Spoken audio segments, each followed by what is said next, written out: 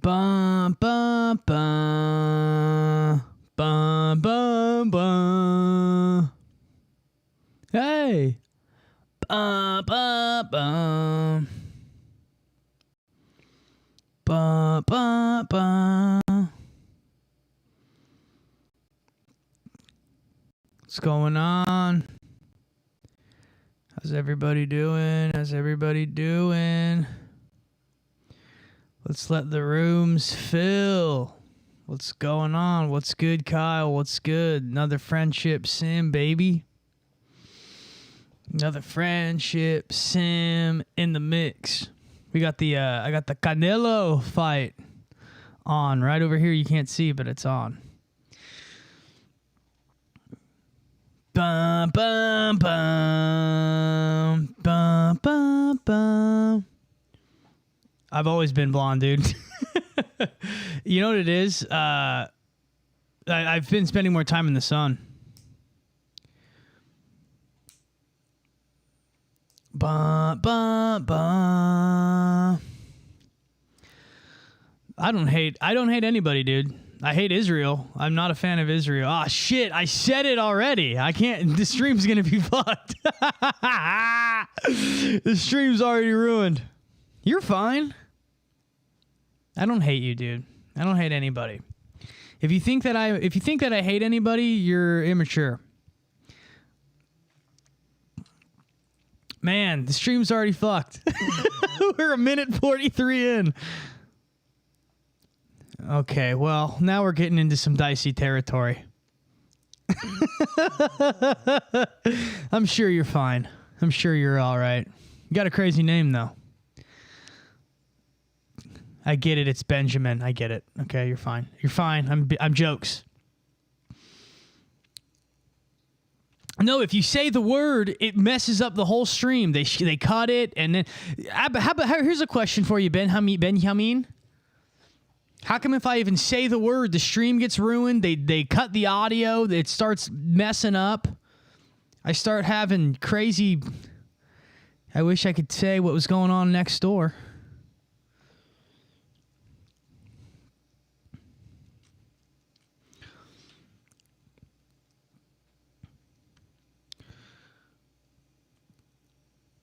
No, I'm going to be honest, though. I will be honest. The one thing I struggle with the most as a Christian is that love everybody thing. I'm going to be honest. I'm bad at that one. Because when I get something in my craw, or what is it? What is that saying?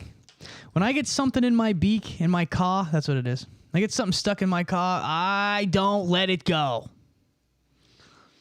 Bum, bum, bum, bum, bum, bum. Okay, now we're going to different levels here. Benjamin. Hasid? Hey, oh boy. Shalom. Yo, thank you, man. I love you tuning in.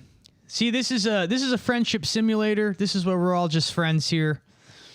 We just talk. We just kind of shoot the breeze. You know what I mean? I'm probably going to get ranty here. I'm going to drink this Red Bull, and I'm probably going to get ranty.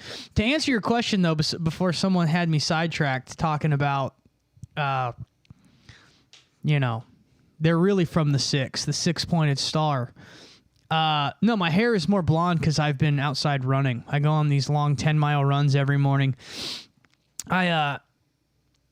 People ask me how I deal with sobriety. You want me to tell you? This is what I do. I wake up. I don't get out of bed. Okay? I don't get out of bed. I don't leave. I take my morning vitamins, and then I drink a Red Bull in bed. Mania induced. Then I check. Then, you know what I do? I do this. Read my comments, and then I'm fucking amped. Now I'm angry because someone has questioned whether or not I know that the Kabbalah is from the Aryan Magi, even though I've said it 19 times in all my videos. Now I'm fucking hype, okay?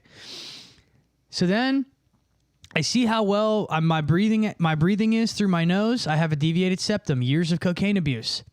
That's why when sometimes if you hear me talking in the video, it goes like that, can't breathe. So that now I'm charged. One Red Bull deep, and I've read my comments. Then I get in the car, drive to the place. Then I run 10 miles listening to Chosen One TikToks, and I drink another Red Bull. So now I have 24 ounces of Red Bull in me, screaming. Then my morning vitamins hit me. I get like a dump, an adrenaline dump, and I'm hype. And then I'm just listening to that bald guy, Chris. His name's Chris something.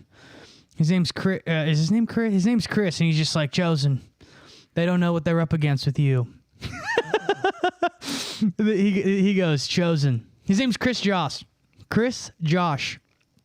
He goes, Chosen. Last week, they sent the feds after you. And you overcame. And now they don't know what to do. But last night, you went through a time loop. And in that time loop, you jumped to your highest timeline and abundance is coming for you. I swear, I listened to that. Chill on the Red Bulls. They're horrible for you. Well, how about this?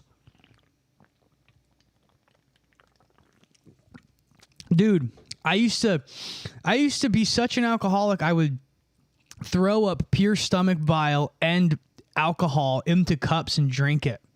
You think I'm fucking scared of a little Red Bull? I met my maker, dude.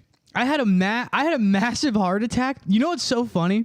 When I died 3 years ago and had a massive heart attack from alcohol withdrawals, they never even checked on my heart again. They were just like, yeah, he's fine. They just let me go. They just let me go, dude. They didn't do any scans. They were like, he's good. You know what I mean? Red Bull, this ain't shit, dude. My right kidney doesn't even work.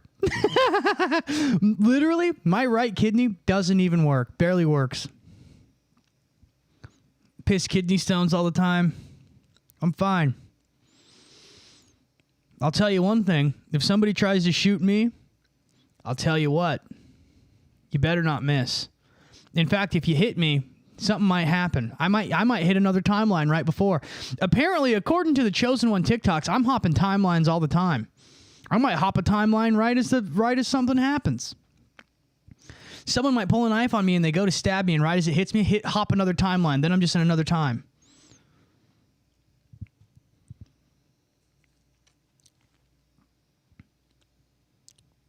Wait, you died. Did you see the other side? Yeah. That's how I became a Christian again, dude. I literally met Jesus. Literally had a conversation with him. Do I stream every night? Not every night, but I'm probably going to start streaming a lot more. I need to start doing these more.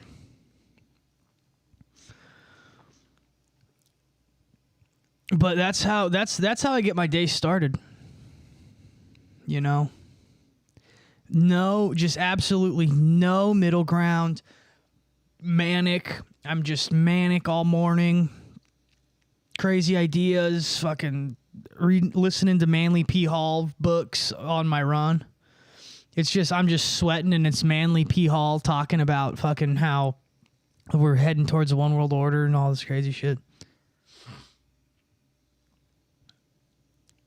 Dang, bro, I went to the Outer Darkness DMT and Jesus saved me there. Can't imagine actually dying. Yeah, it's, well, this is what I experienced. I'll explain it a little bit. I'm going to do a special on it here. I think I'm going to do maybe the special will kick off the new show. Maybe that's how I'll do it. But, what happened was I was suffering from alcohol withdrawals. And while I was on Earth, while I was still here going through withdrawals, I was having these hallucinations, and, they weren't really hallucinations. They were, but I was hearing it was like legit voice to skull technology. Like I'm positive it was, because the things I was like I've hallucinated before. I've done psychedelics. I know what it is. And it wasn't that, because it was outside. It was from my jaw. It was like in my jaw, in my ear. I was like, it felt like a radio, and it would only happen if I was around technology. So if I had my phone, I could hear it coming from my phone into my jaw and resonating into my inner ear. And it was like I was hearing it. It was like the craziest thing. And it was like legitimate. It was like a legit gang stalking thing. It was the craziest thing I've ever experienced. And it was like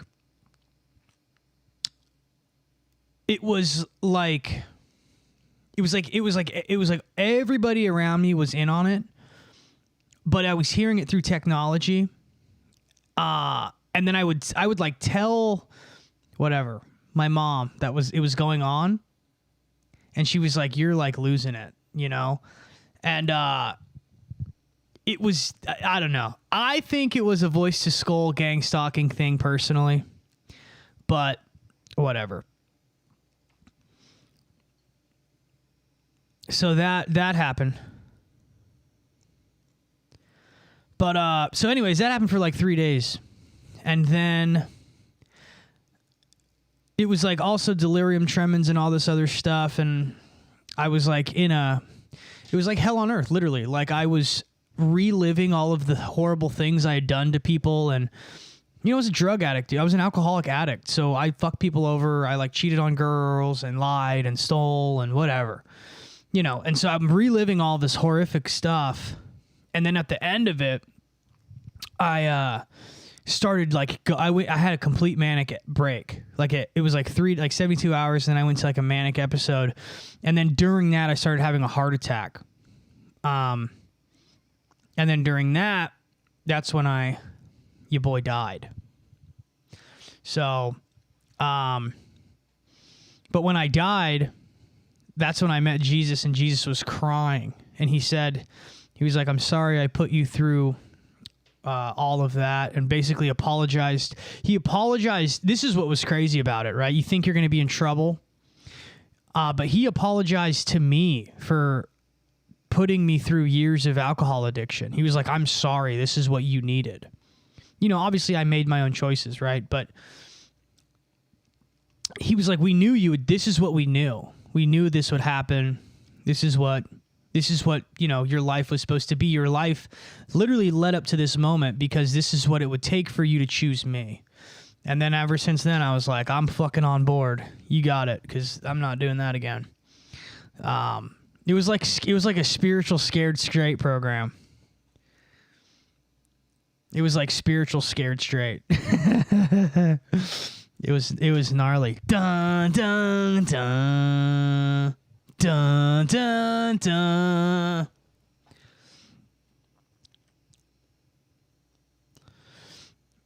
Yeah, that stuff is that story is on my first tinfoil hat thing. It's hard to talk about it because it's so like the way I would describe dying, I guess, was I like lived every life I could possibly live while replaying my life eternally forever, and yeah, it was like living every possible life ever. It's indescribable. So it's really hard to. The only thing that's like one of one, I can definitely describe it every time the exact same is what it was like meeting Christ, and parts of what heaven was like, because I did experience heaven. There was parts of heaven I experienced. And no, Jesus isn't black. Sorry. I thought he was. I thought Jesus was black for years. Back, 10 years ago, I thought he was a black guy. He's not. He's olive-skinned, green eyes, probably 5'11", 6 foot.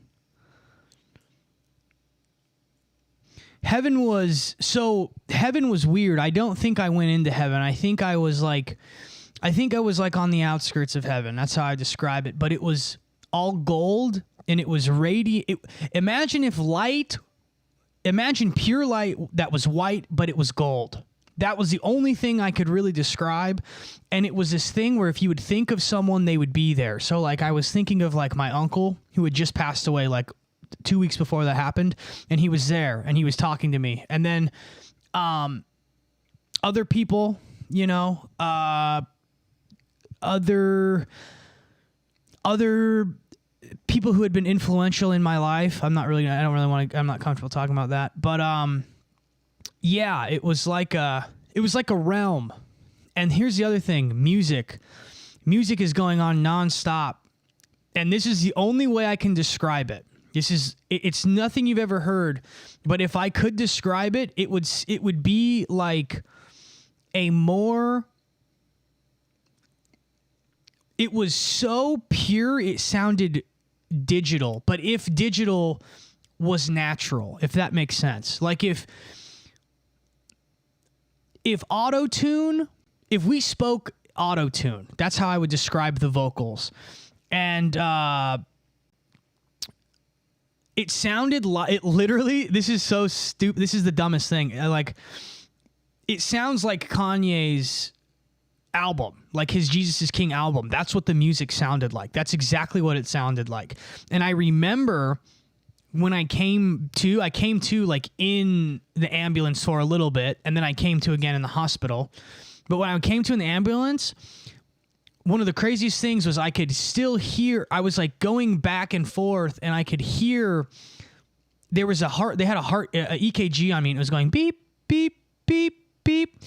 And the beeping was keeping time with this like musical symphony I was in. So here's the craziest thing is while I was going through all this, I asked I was like, what's the meaning of life? That was like what I asked while I was dying.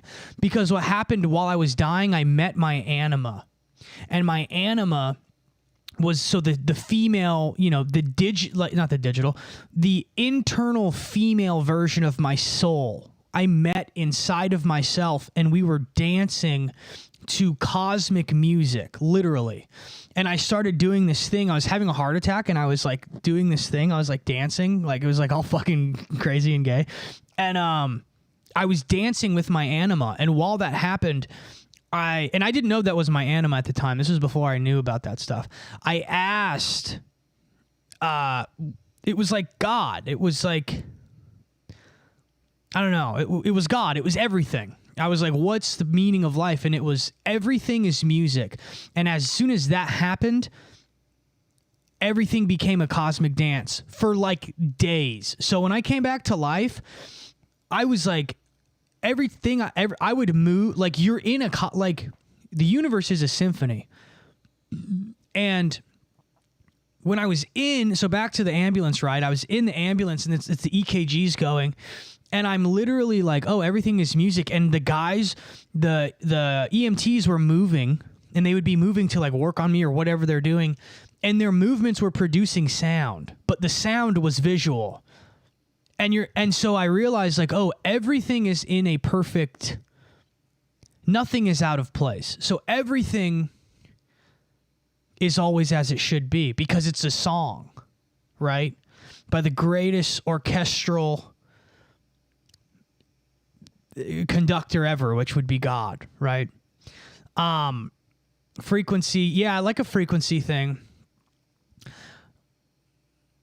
And, so yeah, so then it really did sound, it sounded like a Kanye album to the point where I was like, to the point where now I've always been a Kanye fan, but now I have a hard time criticizing Kanye West because I think he really is tapped into something that was like, that I experienced in a way that I don't think very many people can get it. And people in the chat, I'm telling everybody this, and people in the chat are still arguing whether Jesus is black. He's not. I met him. He's not. You know, and I know everybody wants him to look like them. I'm a blonde hair, blue eye, white guy. I want him to look like me. But what I experienced, he was like it's like a Greek dude. He looked Greek.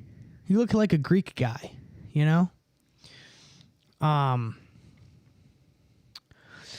or Crawford? I got a Crawford feeling. I have the fight on right over here, actually. boxing is so sick, man. It's so gnarly. It's funny, though. When you start getting into UFC, you realize how boring it is. You know?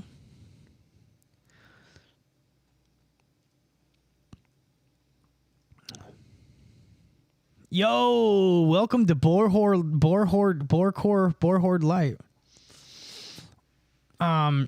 Yeah, and then I went to rehab, and it was pretty wild times.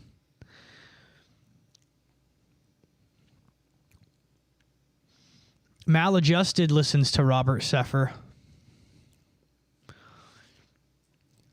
Someone listens to Robert Seffer. But yeah, I don't know. No, it was all dudes. It was an all dude one. It was an all male rehab. It was an all male one.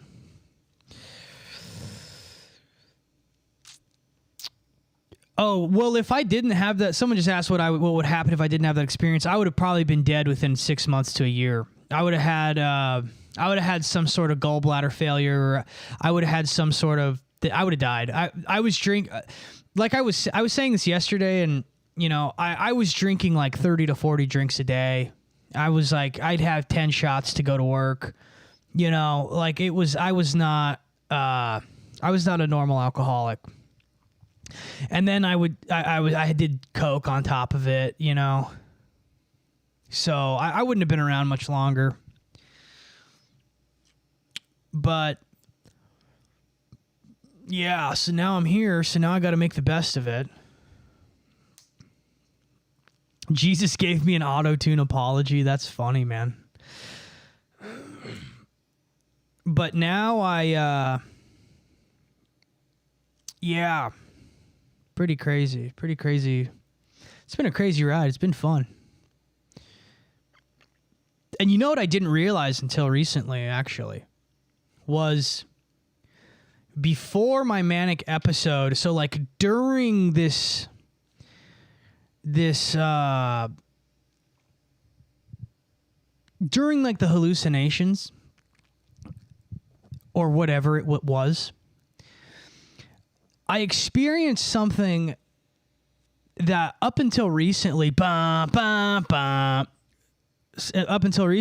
I couldn't understand. And it was like, I don't know if it was like my Fed handler or something, but it was something I was hearing in the inner ear thing.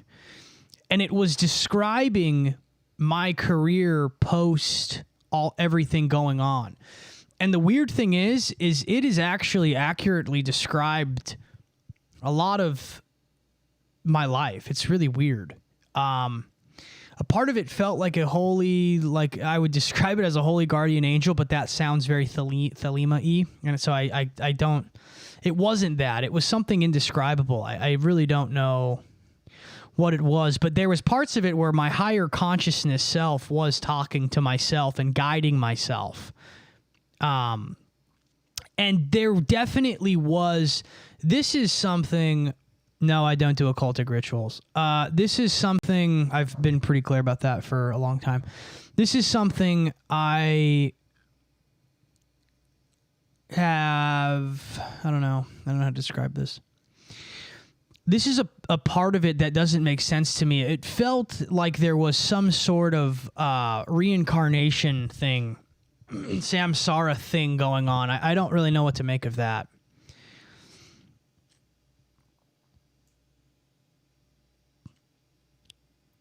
There was something with it that was very reincarnate-y. Like, in fact, when I was like having my manic episode, when I was like dying, like in the middle of dying, I literally experienced in my brain people having sex, and literally, I'm not even exaggerating, I experienced like a sperm going into an egg. I experienced that in my like soul.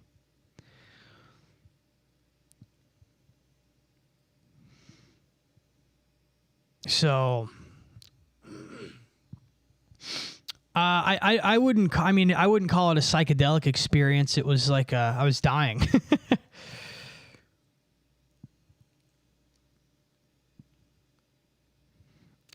Izzy, I am an African boy, and you have inspired me to read the Bible and do more research on my people. What do you have to tell me as an African boy, my brother? Are you in America? Would you return again if you experienced it again? I didn't have it wasn't like I had a choice. It was kind of it wasn't at no point was it like you're staying here. It was nothing like that. It was more of a like, honestly, what I took it as is like, oh, I'm so stubborn that I have to be shown this, or I'm just going to do whatever I want forever. You know? So yeah, it was very much, at no point was I like, I'm in heaven, boys, you know, because it wasn't like that. It was just very, yeah, I don't really know. I didn't really think of it like that, I guess. It was like so, yeah, there was always something in the back of my mind that I knew I was coming back. But here's what I did think for a while. I did think for a long time, I thought that I was like special and that I was like that I like had powers. Legit. I was like, I got powers for show. Nobody else has powers. Sucks that you guys don't have powers. I do. So I was like, I got powers and nobody else does. So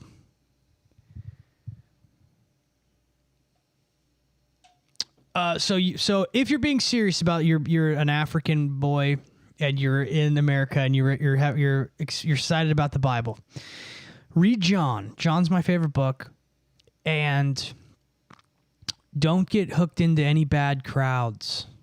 Okay? There's already a lot going on here. And you got a lot of people against you right now, buddy. I'm going to be honest. So, don't fall into those traps. Don't start drinking. Depends. I don't know how young you are. Don't start drinking. You know. If you start listening to hip hop, listen to the good stuff. Everything now is a nihilistic hell shit. Everything now is nihilistic hell shit. Everything now is nihilistic hell shit. Listen to the music. It's a nihilistic hell shit. You know. If you can't pick out the good ones, you got bad discernment. You got to have people like me pick them out for you. Some of you guys have bad discernment, and you need people like me to pick out the good stuff for you.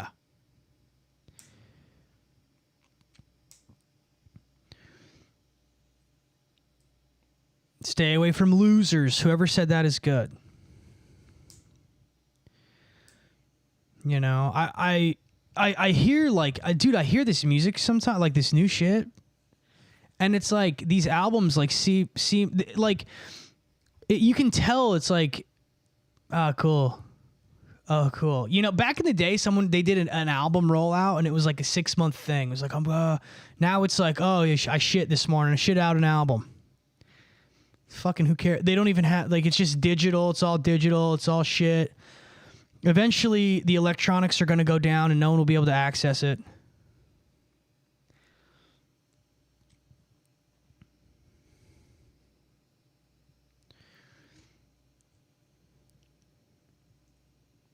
Dude, I've been thinking about starting up my band again. I've been thinking about starting the Slumps up again. I really have been. Just say, fuck it, dude. We're going rock and roll. We're going old school. We're going rock and roll. We're going suits. We're bringing guns on stage. If you say something dumb, you're getting powed, okay? I got one right here. You know what? So guess what? Someone comes in here trying to teach me about a 6-pointed star. Freeze. The door's right there. Freeze. There's the door right there. You guys can't see it. Like, if you ever see this, hang on, guys, 1 sec. Freeze. This, then I'll go like this. Boom. Close the thing with this hand. Boom. Legs up. Boom, boom, boom. Someone said heaven is made of music. Yeah.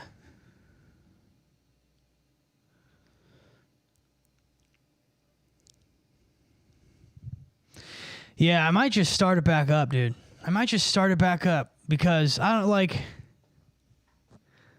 I'm gonna do auto tune. I'm gonna do that. You know?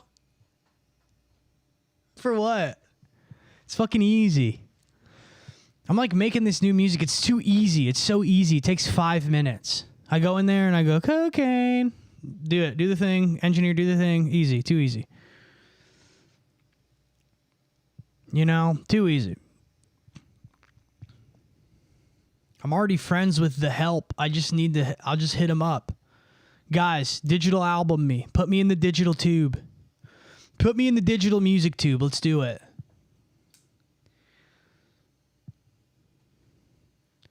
I love when people say Kanye sucks, like this guy. Kanye sucks. Okay, dude. Why do people like the guy who probably thinks Metallica's good is like, Kanye sucks, dude. You don't know Lars Ulrich. You don't know Lars, dude. You don't know fucking Lars. Music doesn't even go through the air anymore. That is that's profound, actually.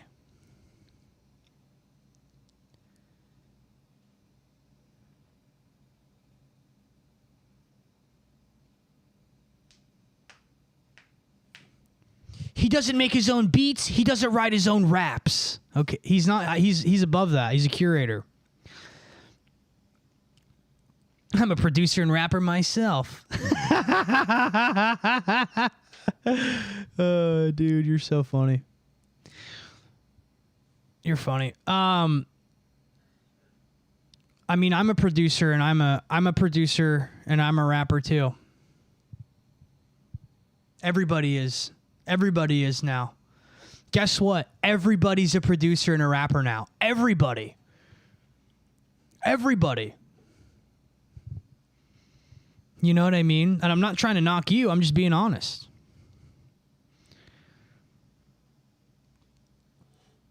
Everybody is. You know?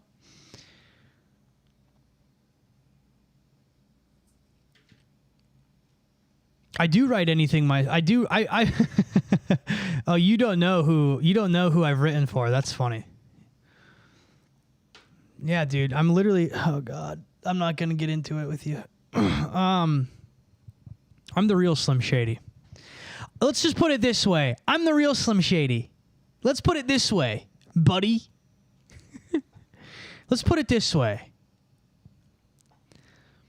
Let's put it this way. All your favorites, they know who I am. Let's put it that way. 6-pointed star comes through this door. Ba, ba, ba, ba, ba, ba, ba.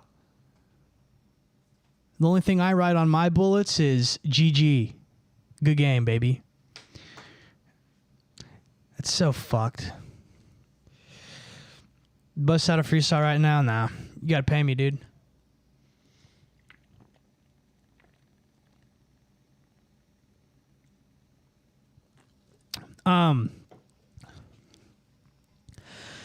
But yeah, I don't know, man. I hope you guys are all doing well. The times are crazy right now.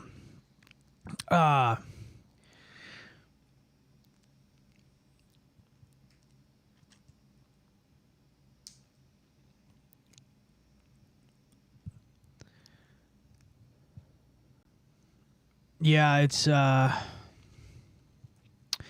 crazy right now. Shit's crazy as fuck right now.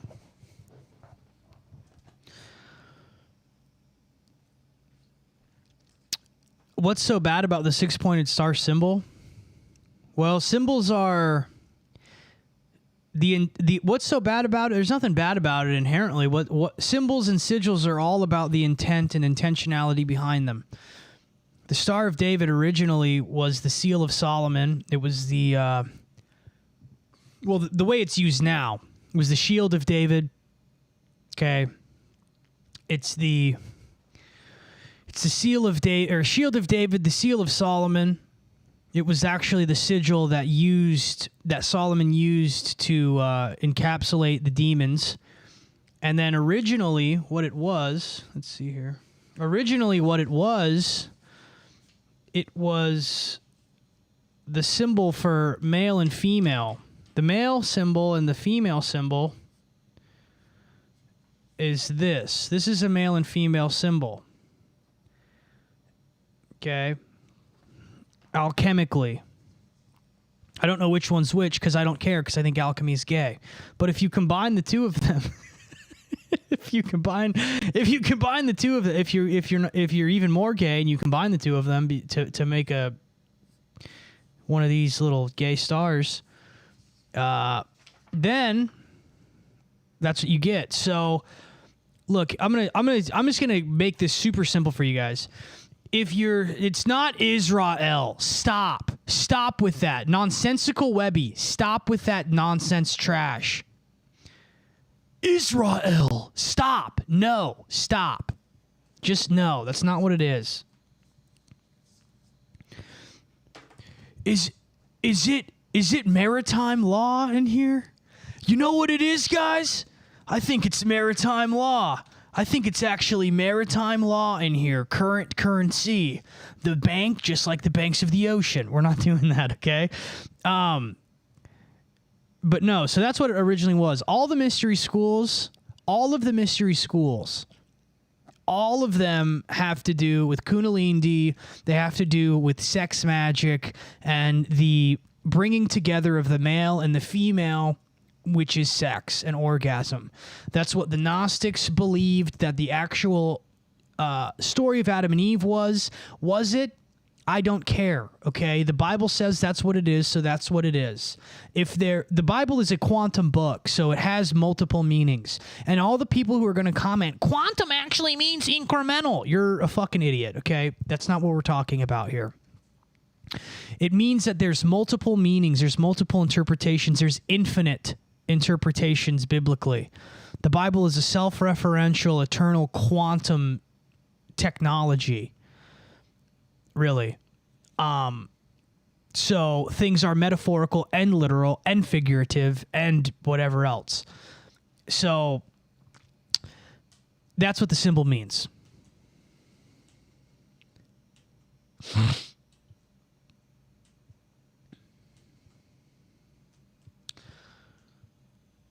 But yeah, like if you're doing the etymology thing, you got to be fucking spot on with it. Because 99% of it is fucking filth. It's trash, filth, not real, not reality. If you're caught up in the etymology stuff, it's all like you're probably wrong. You might as well be saying Grand Rising, and you might as well be don't say good morning to me and everything else.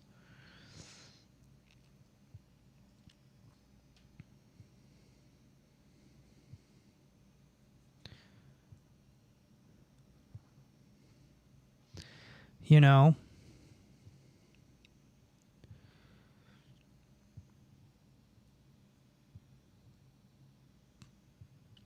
Oh, that guy, the ultimate occult wisdom guy? Yeah, that guy comments on all of my stuff, and then he astroturfs the comments, too. So if you ever see one of those comments, it's like the Black Oracle or something. Those books, that's bullshit. The comments are astroturfed, because every time he comments, it immediately has like 100 up votes or thumbs up. It's fake. I've literally caught him commenting it, and then it's immediately at 100. He pays bots. If you see that guy, it's a scam. Don't buy that book.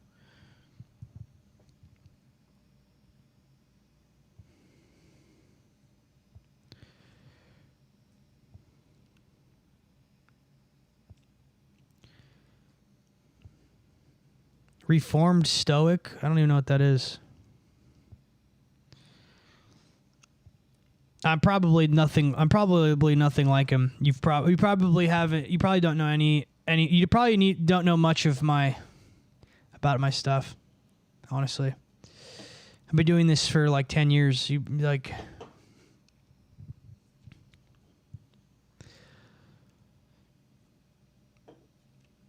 Yeah, it's not even like he has several accounts. It's just like he has so much. There's so much, like he's botting stuff. You don't have 100 likes on a comment within 2 minutes of it being posted, you know?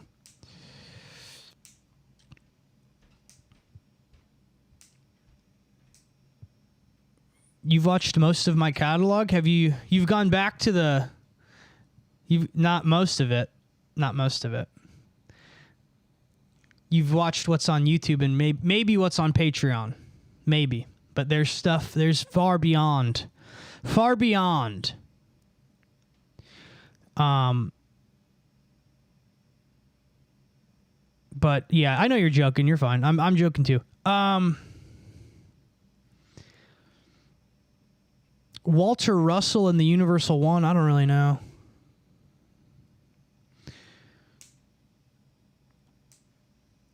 Yeah, you know, I just but yeah, all of this. I mean, it's the same. Like we're talking about the star, the 6-pointed star. It's the same as the opposite of that. Recently, you know, it's the same thing. Intentionality. They had their whole agenda with that symbol. Symbol found all over the world.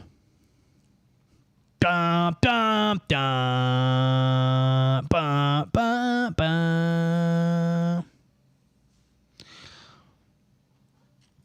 Yeah, I've heard of Enochian vision magic. There's this guy, you know what? There's this guy on TikTok, and he's, you know, here's the deal. I'm full of myself because I've accomplished more than I let on, and I'm dope, and I'm the shit. Okay, but I'm kind of funny about it. You know, I'm kind of, if you really know me, you know I'm kind of being facetious. But there's this other guy on TikTok, and he's like an actual he's a magic guy, and he is like a heavy guy, and he has like this long hair, very like foppish, you know. And he's like, he always talks about how he like curses people with Enochian magic. And he has this little thing that he like moves the letters, and it's like so fucking silly. Zelensky asked Marina Abramovic to be U.S. ambassador to Ukraine. That was years ago.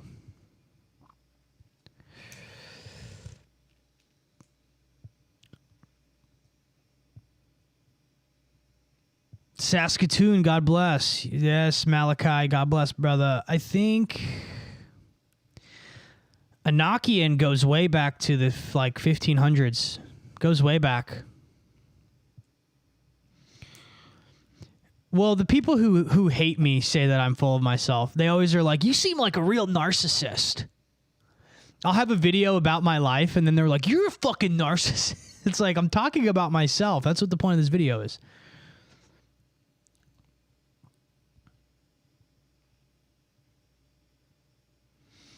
I got into this is amazing. I got into a subreddit full of people talking about summoning their guardian angel.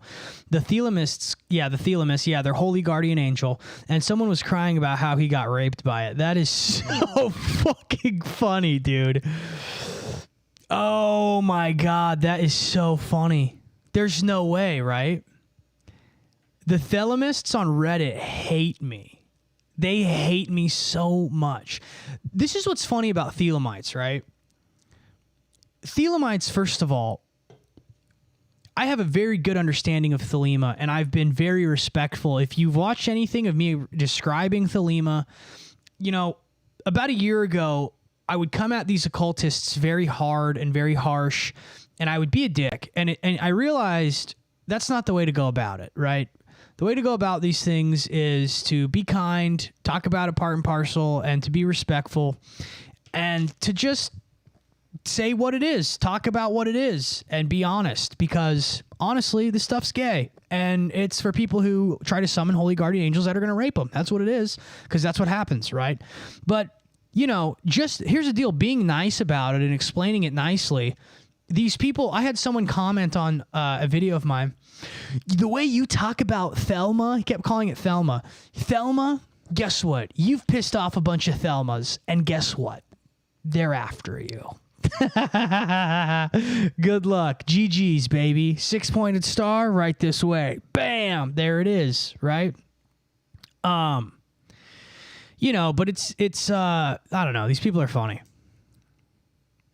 Cause like I don't even care enough to like insult what it is that these people do anymore. I don't care enough.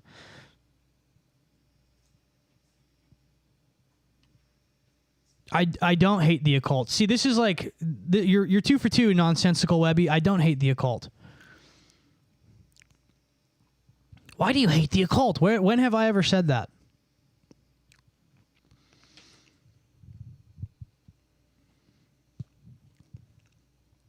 I think it's gay. I don't hate it. I don't hate anything. I think it's silly. I think it's silly because it's just wrong. I've dabbled in the occult. It's fake. It's not fake. It's just it's less. It's low. It's low. It's a lower thing. No metalcore.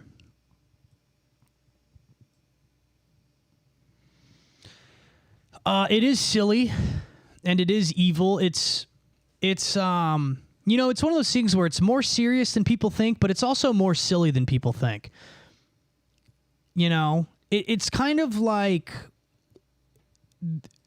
spirituality is like it's a whole gambit, right? And even the people who are into the occult know that like Jesus Christ ranks a certain place. And so, these people are like, I'm working with Paimon right now. And they know that dealing with Paimon is like, it's like buying a sword at the dollar store, Do you think it's going to, you got a sword at the dollar store, So, no, I'm not. This is a Sharpie. I don't do pot. Pot's gay.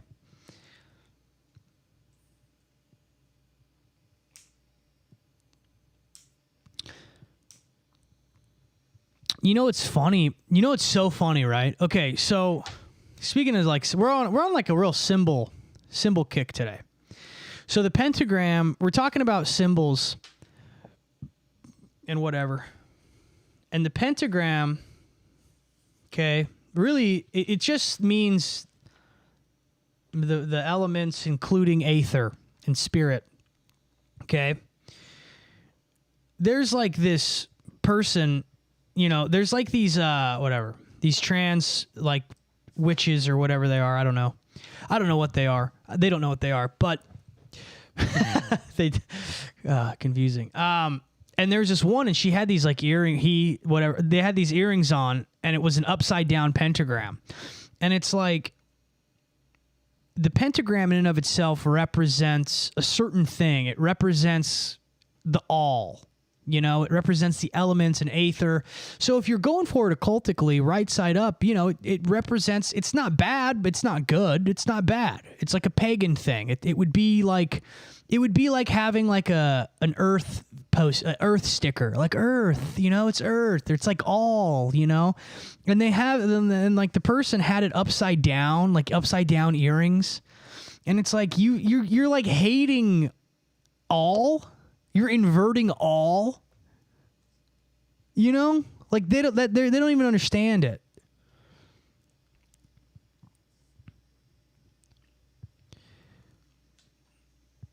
It is a pentacle. The pentacle is cooler. It is. This is a pentacle. That's what this is.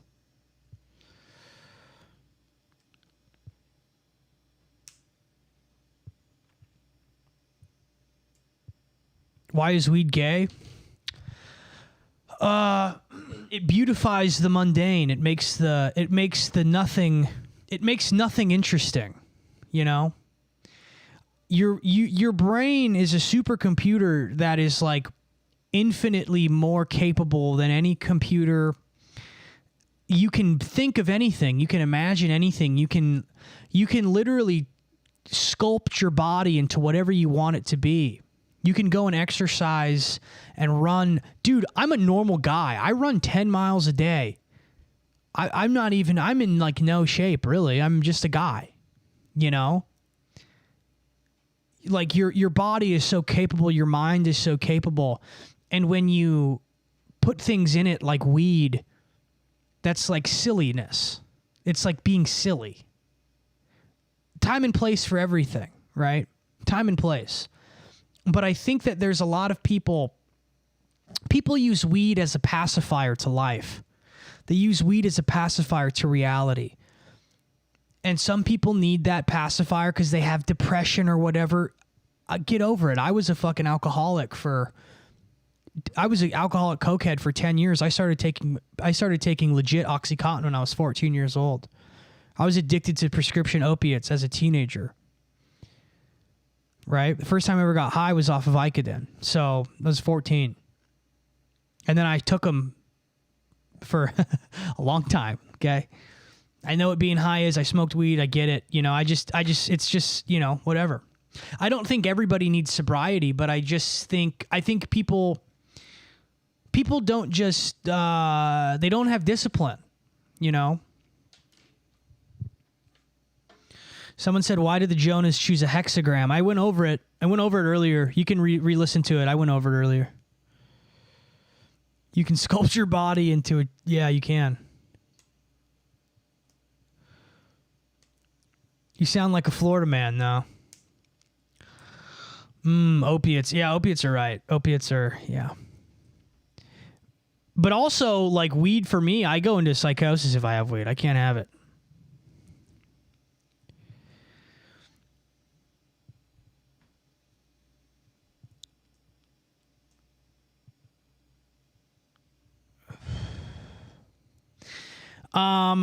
What do you think about psychedelics? So I think psychedelics are like hacking the mainframe of spirituality and of God and of reality.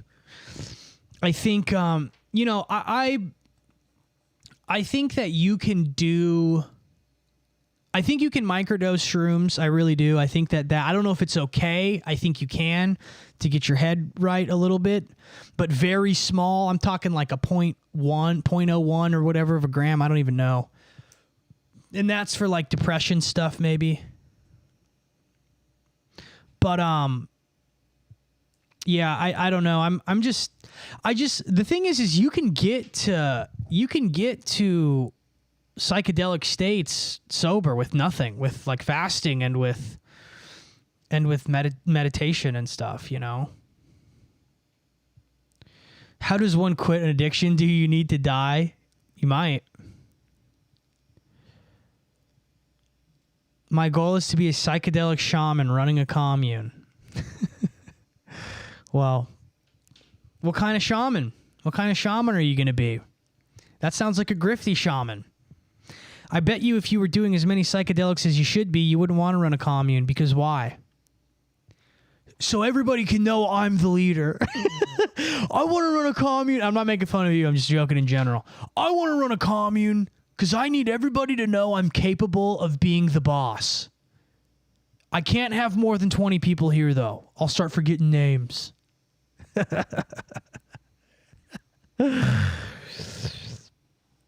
Oh, man.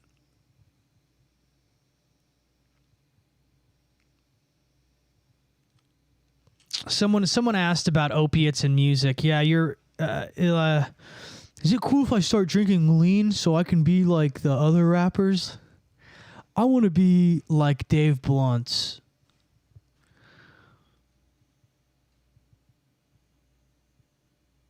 Yeah, God, I have the fight on, and it's just all these idiots, you know.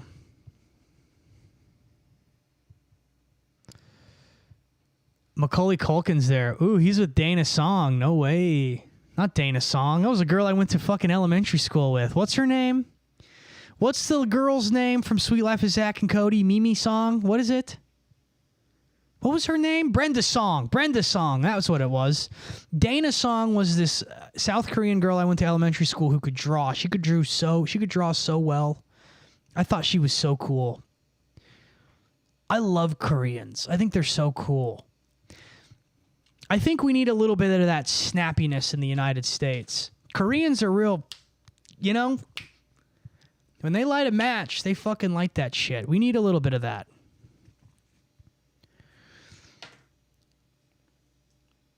We need that, don't we? You know what I think is going to make a comeback? Tell me if I'm wrong, chat. I need you to I need you to let me know. I think suits are going to make a comeback. I think suits are going to make a big comeback here. I really do. I see American traditionalism with what I see it coming back hard, dude. There's only one race, the human race.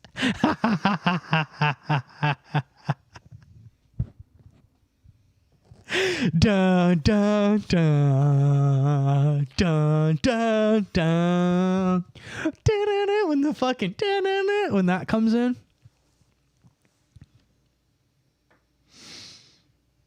I could see Suits making a big comeback.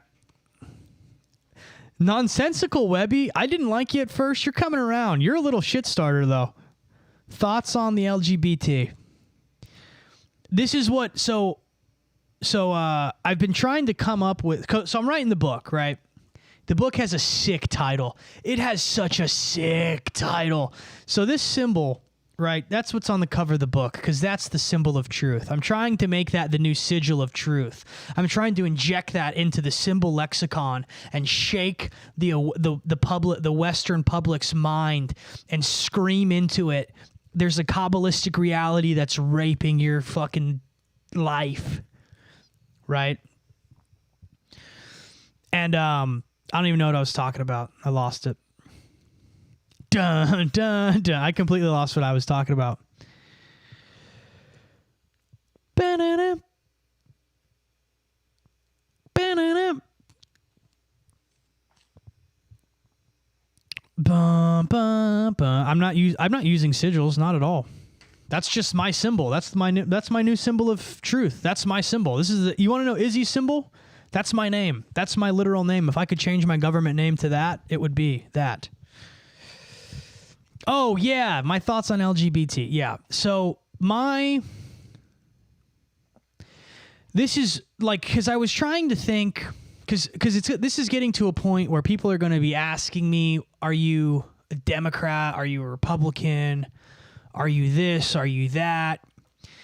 A couple people have kind of figured out where I'm kind of at, but not really. You know, people have their ideas. I'm never going to share. I'm just going to put it that way. It's very clear to see what I'm not. But the way that I'm going to phrase this is I will never vote and I will never participate in the American principality political system. I am all for the promotion of the autonomous individual and for individuals being proud of their ancestry, their heritage, and the ideologies that those heritages have created and have pushed forward for thousands of years. And I think the preservation of that is important for every person. So that's it. And just Dirty Sig says, "Are you gay?" That's why I love this fucking. That's why I love the internet now. I'm not. No, I'm not. But and if I was, I would tell you. I'm so open with my life. I've told my whole life story on the internet, dude. If I was GAY, you guys would know.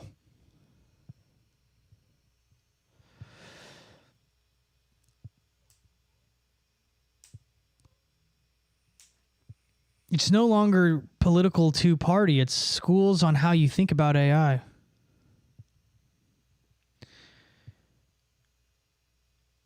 Have you ever taken a walk on the wild side? Dude, I am the wild side. What are you talking about, dude? But, you know, lately, I have been in this place where I don't know what it is. I really don't.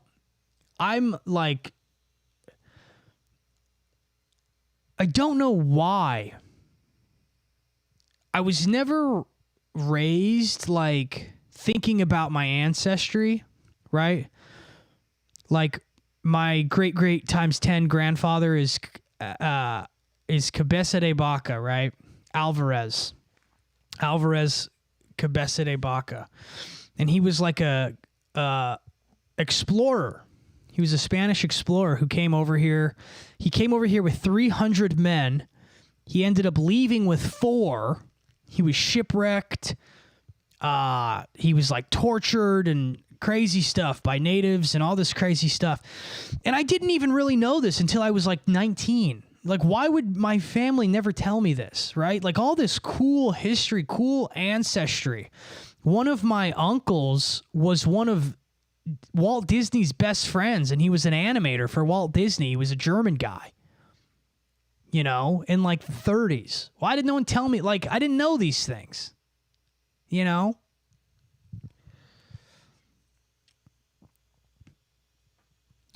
And my point with this is like, it makes me, I'm just proud of those things. I don't know. I'm proud of the proud of the Constitution that makes me, because I'm proud of myself. And so it's like this weird. It's like this weird. I don't know. I'm like proud of my heritage, and it's just like, fuck anybody who says I'm not allowed to be. Oh, because I'm white, I'm not allowed to be. Fuck you. You know. I've dealt with I went to a super liberal school and fucking, I wasn't allowed to be happy about being a white dude and I had to be all ashamed of it. Fuck you. Fuck you. You know? How do you know up to 10 grandfathers ago? Because Cabeza de Vaca was given land, he was granted land in New Mexico by the King of Spain in like the 1500s. What became New Mexico, and my family still owns that land. Not like my dad, like cousins I don't even know, like that kind of family, you know, very distant family. They still own the land. They have these big declarations from the King of Spain and like crazy shit. But yeah, Paul said pride is a sin. It is a sin. 100% it's a sin. It's probably the most dangerous sin. And I need to be careful about it because that will get me in trouble, and you're 100% right. You know? But sometimes it's okay to be like, no, it's okay. I'm all right. Things are fine. I'm good. I can say this. I can be myself. That's okay.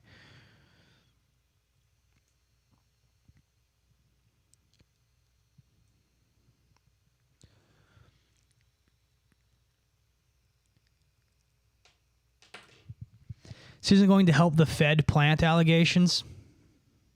Okay. I mean, if you really have such poor discernment that you think I'm a Fed at this point, I don't know what to tell you. You know what I mean? At that point, don't know what to tell you, dude. You know, if I trust me, if I ever get a deal, if I ever sign that Peter Thiel deal, trust me, there'll be signs. You'll know.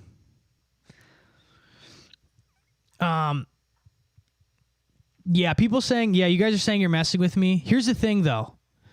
You don't understand the trauma that is thousands of comments a day saying that stuff. But yeah, I got to call the feds again. I should call them. Should I call them right now?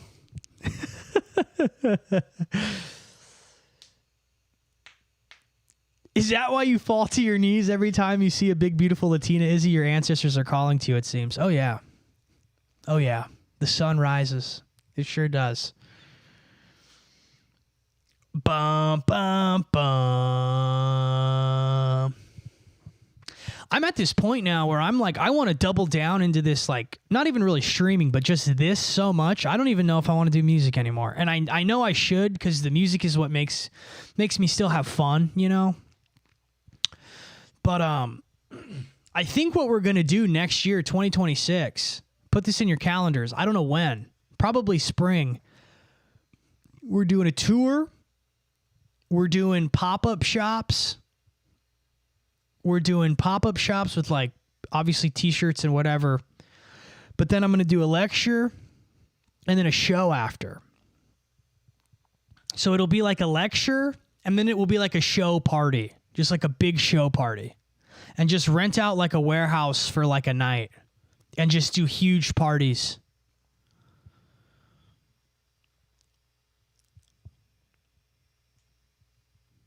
You know, I think it would be so sick, dude. It would be so fun, bro.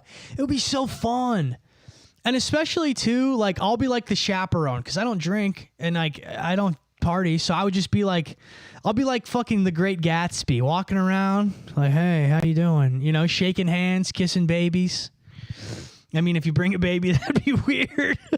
Don't bring a baby. Don't. I know. If you bring a baby, then I'm gonna think that you're a Malachian.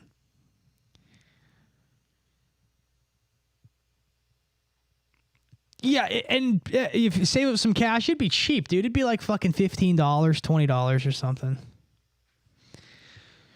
I'm thinking that's what it's gonna be. And you know what the tour is gonna do? The tour is gonna establish the Ystar.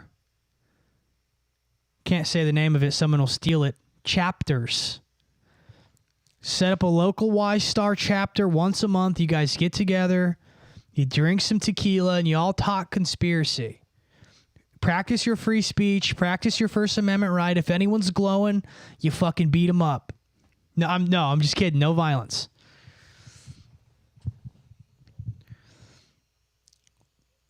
You know, send the kids to the babysitter. If you got a wife, tell her, I gotta go. It's a fraternal order. Boys only. No girls. No fucking girls, dude.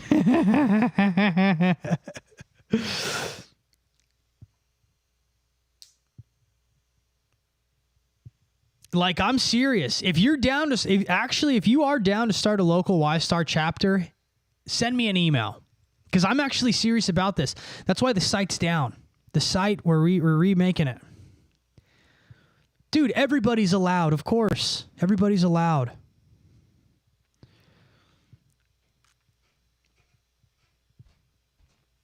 But I'm telling you right now, if you start some bullshit, if you start any bullshit, I don't know.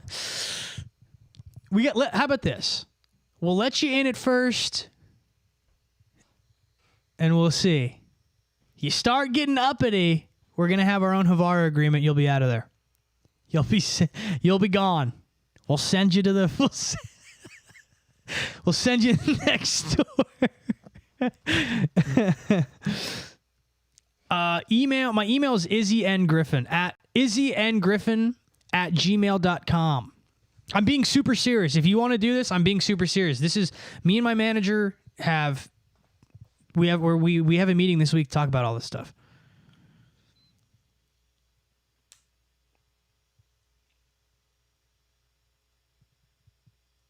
Can I pull up with 399 shots? Yes, you can. Absolutely, you can. Of course you can, dude. That rocks. But no, that's like. You guys think I'm playing around? You guys think I'm joking, huh? Let me see if I could show this one. You see these? No, hang on. Is it on? No, it's not on cam. All right, look at this. You think I'm joking? Look at this, dude. You think I'm kidding, bro? Oh, you guys think this is a joke, huh? Hang on a sec.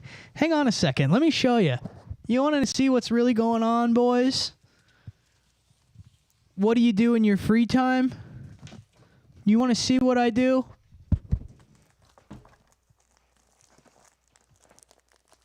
Oh, yeah, baby.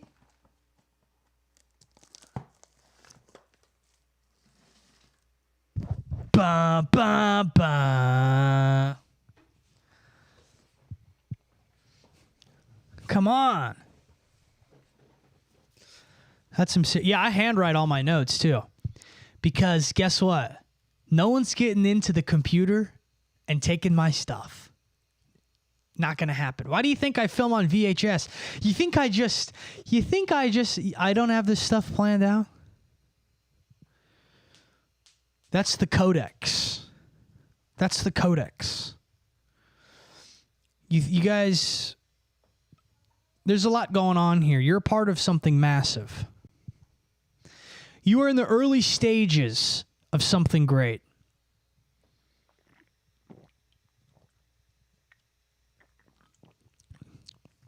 God put you here for a reason.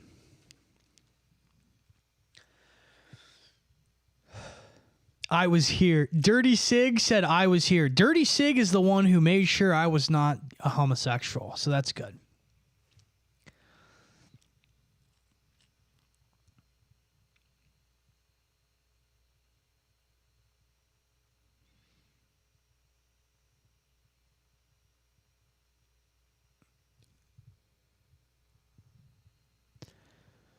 Someone said, "Oh geez, this schizo," as if they didn't click the video to come here. Oh jeez. Sips Red Bull. That's right, dude. That's right. We're gonna have a Gestapo and everything. Do you guys ever see that video where Ann Couture says, "And that's when we bring in the kill crew"? Have you ever seen that video? They're like talking about whatever, and she's like, "That's when we roll in the kill crew." It's like, yo.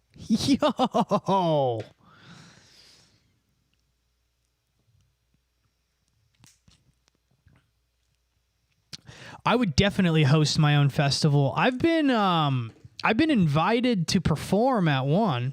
There's I don't know if it was a serious invitation, but the Nephilim Death Squad said that I could perform at their next Bohemian Grove. I don't know if that was real or they were just being nice. But that would be cool. I don't know. I would I think it would be really cool to throw a conspiracy festival. I don't have the I don't think you guys realize how broke I am. I don't have money. So I think I have 20. I think I have like 20. No, I have like $19 in my checking account right now. Yeah, this is real VHS. This is a real VHS. You want to see? I'll show you when I change it.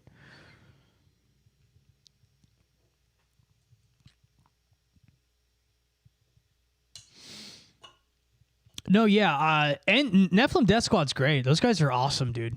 Those guys are really cool. They know their shit. They're the way they have their podcast running is really cool. It's really something special.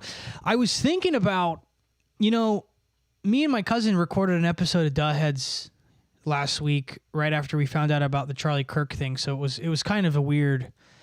I don't know if it sounds good. I haven't really checked it out yet.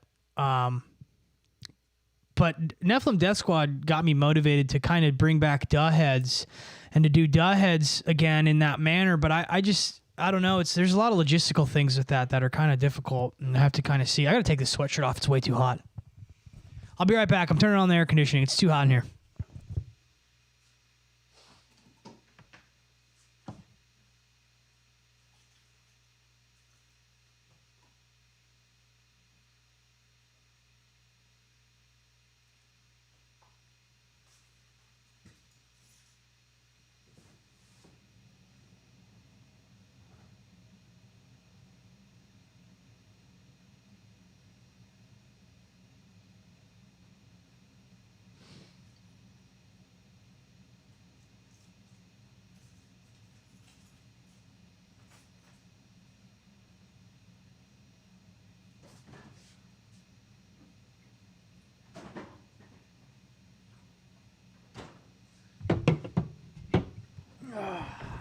All right, baby. Yeah, festival could be cool, but that's so much. You got to get like insurance. You got to get insurance. You got to get a lot of stuff. If any of you are like trying to sell some land or something, if anyone wants to just give me some land, give me a plot of land, I'll go out there. I'll start working the field. We could throw a big festival on there.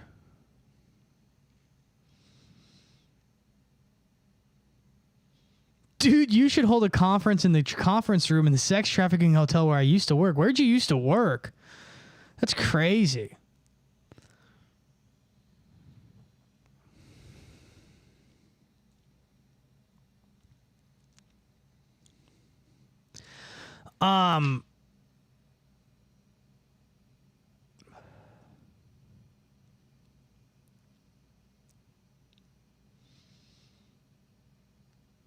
You love the donut machine's working away. That's funny.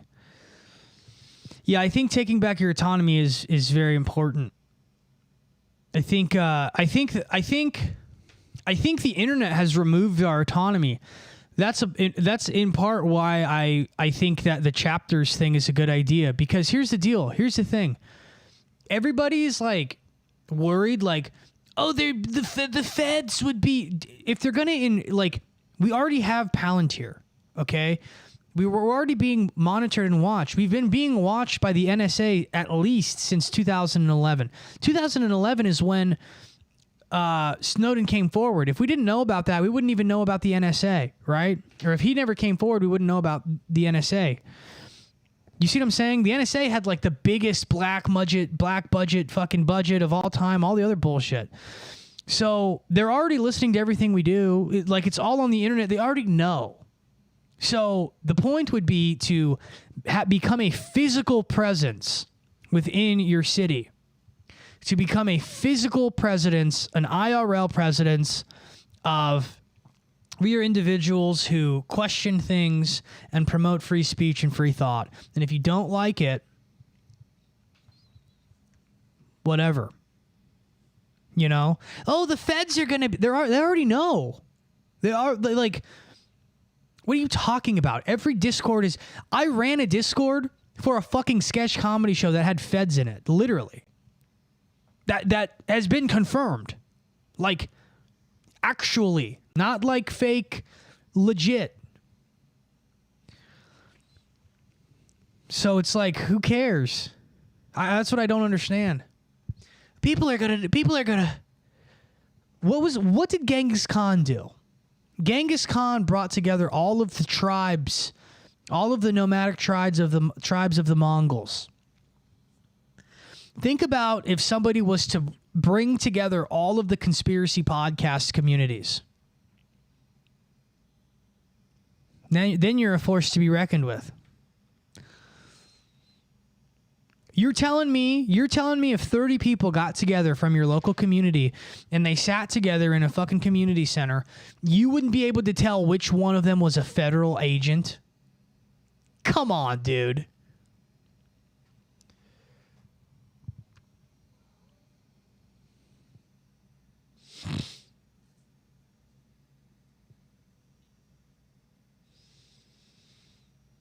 So, like the good old days IRL, 100%. Like, what's wrong? I don't get it. You know? So what?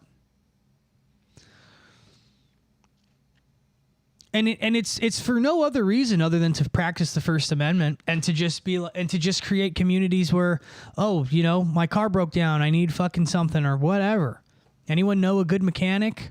Yeah, go to Billy.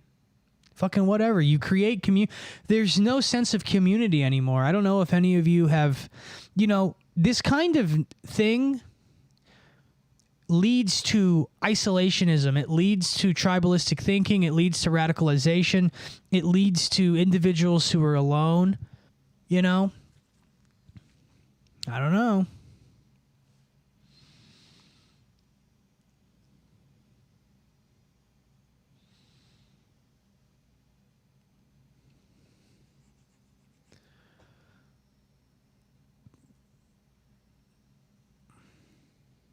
Bum, bum, bum. You know what I mean? Like who? Like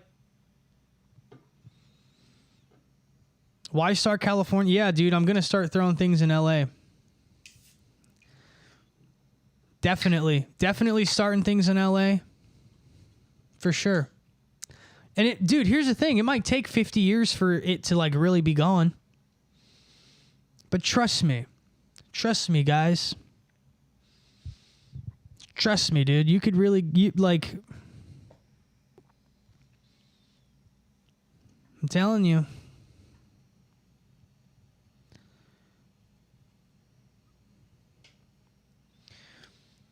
What are you even talking about? We are not physically together, and you have a community of tons of people here now. We don't need IRL. See, but that's the thing. You don't need anything. Nobody needs anything, right?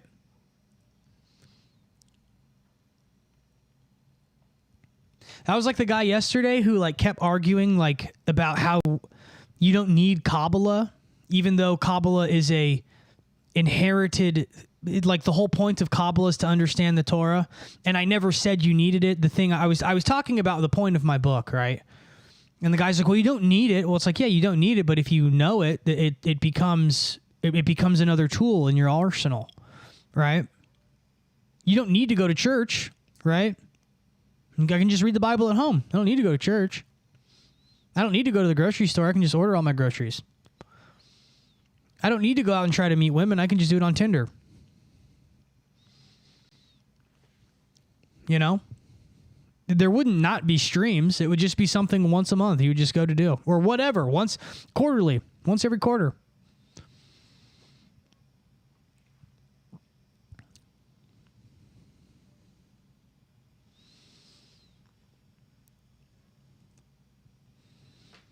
I mean, like it's positive human interaction. When was the last time you met up with friends? I bet you there's people in here who haven't met up with friends in 3 months.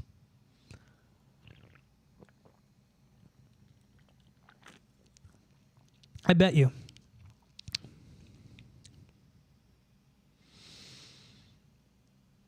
Return to the land, but connecting on the spiritual level. That's funny.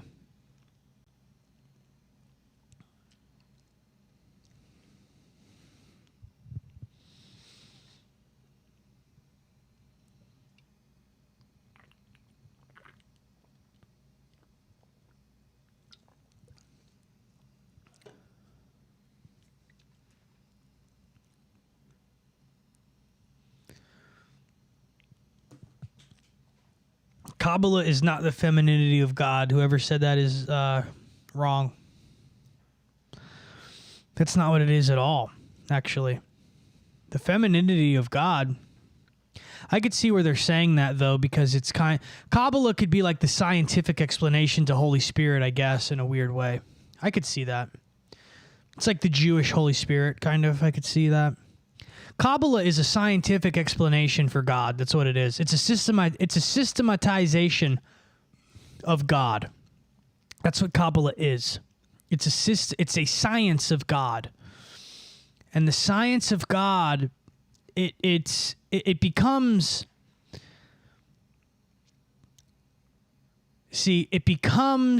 paradoxical. Because you're trying to describe I am, you're trying to describe being, you're systematizing something that cannot be systematized. That's the nature of God. That's the point of God, right? So it's inherently contradictory. And then what happens is people exploit it and they use it to create manipulative language and manipulative ways of speaking that become magic. That's what magic is. Magic is altering your reality, right? Let's think of a very simple Kabbalistic system. Let's think of it. Let's think of the rally in the United Kingdom today. 3 million people came together in the United Kingdom on the streets of London, and they rallied for, unite the kingdom. That was the cry. Unite the kingdom, whatever. This is magic. Okay? This is the magic of it. The police were facing the people who came to the Unite the Kingdom rally. They're facing them instead of facing the protesters who came to protest the rally. So who does that make it look like the agitators are, even though it was their demonstration? That's magic. That's Kabbalistic reality. That's the Kabbalistic reality at work, right? So now the people watching on the news think, oh, these people facing the police are XYZ. Okay. That's a simple explanation.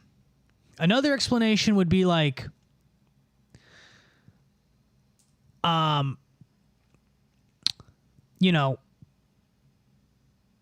that guy punched me in the face. I didn't punch him, I hit him.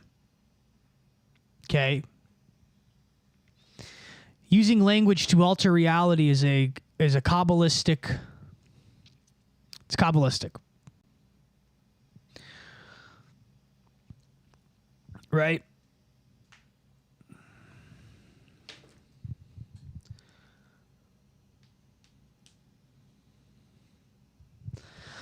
I have the Zohar, but haven't. Yeah, the Zohar is like, yeah, read the Zohar. You should read the Zohar if you're interested in it. And then the Zohar is 13th century. It's really good. It's a very in-depth explanation to Kabbalah, but Kabbalah, see, Kabbalah was not allowed to be studied by non-Jews until 1995. In 1995, they allowed non-Jews to begin exploring it, and it became less esoteric. Until then, you had to be 40 years old and Jewish to partake in it. Obviously, some people weren't. Whole thing.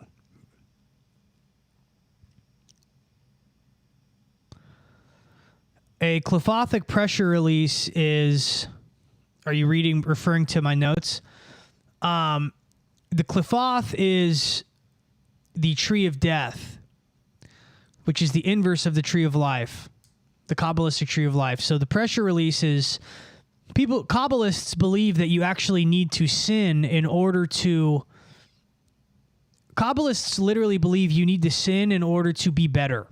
So if you don't sin occasionally, striving for perfection will cause more sin. That's what they believe. So that is a clifothic pressure release. You are releasing the lower realms, the tree of death emanations within you. You're releasing them.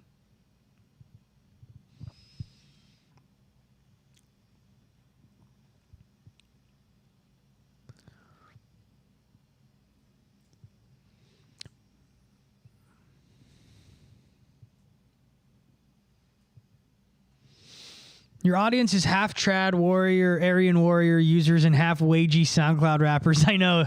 That's kind of like what I am. That's exactly what I am.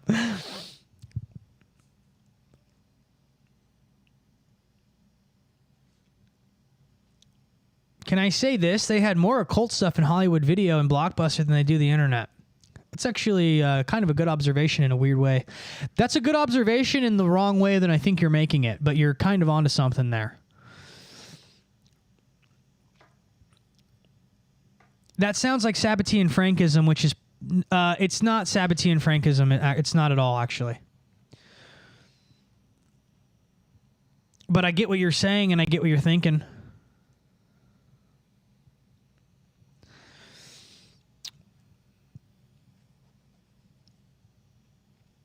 Yeah, Kabbalah came from fallen angels. It's but Kabbalah is also not Jewish, so that's the other thing. The Jews claim that they created Kabbalah. Kabbalah, they didn't. It came from the Chaldeans, the Babylonians. Before that, the ancient Egyptians. Before the ancient Egyptians, it came from the Aryan Magi, who were Atlanteans, and the Atlanteans are believed to be some of the fallen angels. So that's the funniest thing about Kabbalah, right? So Kabbalists believe that this is so funny. Kabbalists believe that so when God created the world, okay, he filled it with Kabbalistic magic. That's what they believe. And they believe 90% of it, of the black magic, 90% of the black magic went to Egypt. And they believe the other 10% was scattered throughout the world. This is their explanation for why the ancient Egyptians were so good at magic. This is also sort of, kind of, why they say that Christ was an Egyptian sorcerer. When you read the Old Testament, specifically like the story of Moses, where Moses is able to do all of these miraculous things, they believe that the sorcerers who were able to best him or whatever, they're able to do the plagues on their own, the Pharaoh's sorcerers, they believe they were doing Kabbalah, basically. They were doing clifothic black magic. The Qliphoth is a inversion of the Tree of Life. Okay, it's an inversion of their magic system. But here's the funniest thing: Kabbalah it's not Jewish. It wasn't given to the Hebrews originally. It existed before that, right? That's a lie. That is a lie by the Hebrews. They lied. They said that, and this is what I was trying to get into yesterday when I was streaming, but people were arguing so much. That broccoli guy was crying so much I couldn't actually explain. Aaron and Moses, right? They claim Aaron and Moses were given parts of the Kabbalah. They claim Abraham was given the Kabbalah and the Kabbalistic system to interpret the Torah. This is not true. These things were not given. These things existed before. They existed with the Chaldeans. They existed with the Egyptians. And, writers like Blavatsky say that. Rudolf Steiner, I believe, mentions it. Other people, not Steiner, kind of. Other people, current people, Robert Seffer writes about it a lot. He gets it from Blavatsky. But the point I'm trying to make is, if the Hebrews got Kabbalah from the Egyptians, then that means what they're practicing is that 90% that they're claiming was black magic. So Kabbalah is black magic. So whenever you see me talking about it, the history behind it is so long and complex and arduous to explain. I don't practice Kabbalah. I don't preach practicing Kabbalah at all. I believe that reality has been interpreted in a Kabbalistic image. And in order to accurately talk about that, you have to give that history, which is the whole point of writing the book, right? And the whole point is to understand the way they view you spiritually, the way the Kabbalistic reality views you, okay? And when I say Kabbalistic, I don't mean Jewish. I mean the occult, right? I mean the occult and the way it's set up. Because the way values and the way the West is set up is it is set up off of three foundational structures. It's founded off of the ideas of... I need to change my camera. It's founded off of the ideas of the Enlightenment, the ideas of the Greco-Romans, and it's founded off of Judeo-Christian values. Now, the reason it's Judeo-Christian is because the Judeo led up to the Christian. Obviously, it was founded off of Christian values, but it has inverted back into Judeo-Christian values. That's what's happened over time, particularly in the past, 80 years. And now we're here. And now we're using the new cam. Now we're on the new camera. You get it? Dude, did that? Literally, check it. The second I flipped over, tell me I'm not great. The second I flipped over, the camera's dying. And now we're on to the iPhone. The iPhone camera. The iPhone camera.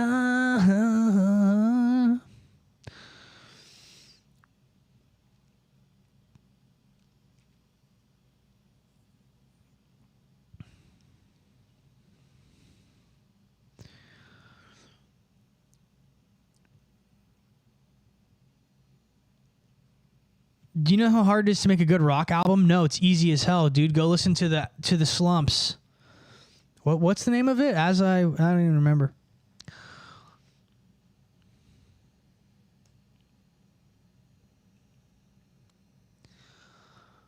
Izzy got the Hierophant. That means he's telling the truth. What's up with the pentagram on the table? I was explaining. It's not it's a pentacle. I guess it's a pentagram, technically, yeah. I was explaining symbols to some people. I was explaining some things. Is this slushy? Is this thing slushy? I don't know.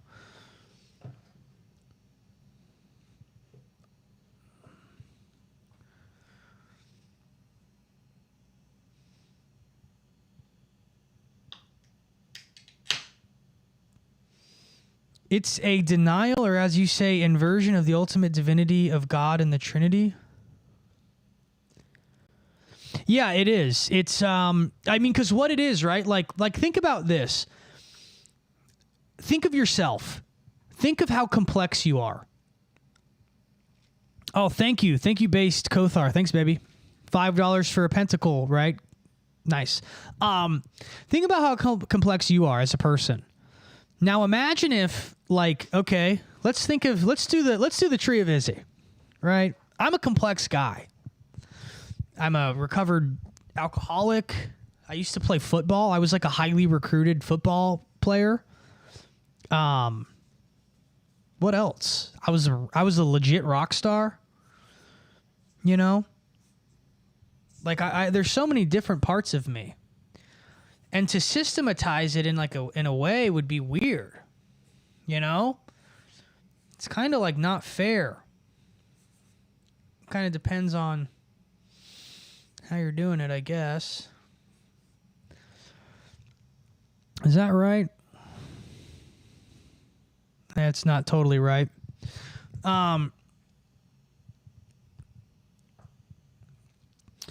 But you know, let's just say this is the tree of Izzy. It's obviously not right. But there's I'm such a complex person. Can you imagine having the hubris to think that you can explain reality in a series of sephirots and emanations? And I mean, that's such a hubristic way of being. I don't like that. You know, I'm you know, this is an example that I saw a Kabbalah teacher explain on the internet. He said, this is like the whole thing summed up. He was explaining thinking Kabbalistically. If you're really hungry and you're walking, not even if you're hungry, let's just say you're walking around and all of a sudden you smell a burger. You smell like food cooking. And then you go buy the food. You're like, oh, you know what? Burgers sound great. And you go buy a hamburger. They believe that the burger smelling good and you buying it, that the burger actually bought you. Right? So you're not the one buying the burger's buying you. You see a pair of shoes you like, you're not buying them, the shoes are buying you. Everything is an inversion.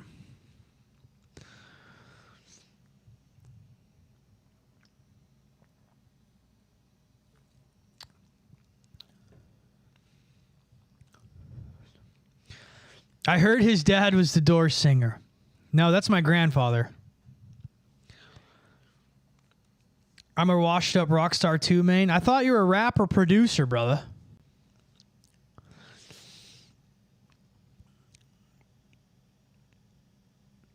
I'm seriously asking, should I be worried that people think I'm a witch? I'm an O positive Nordic. You're probably pretty clairvoyant. I'm going to assume that. But, I mean, I don't think you should ever worry about what people think about you. People say crazy things about me all the time. Sometimes it bothers me, but for the most part, it doesn't, you know? Don't worry about what people say about you, because usually, this is so funny. When I was a kid, I never really got bullied, but I always had friends, and my friends would be mean to me, you know? They would kind of pick on me and shit. And in hindsight, I know they were jealous of me. And as a kid, my dad would always be like, they're jealous of you. And I would be like, they're not. Like, stop saying that. You're such an idiot. They're not jealous of me. And it's 100% that they're jealous of you. 100%. You're probably like a Nordic queen. You're probably a Europa.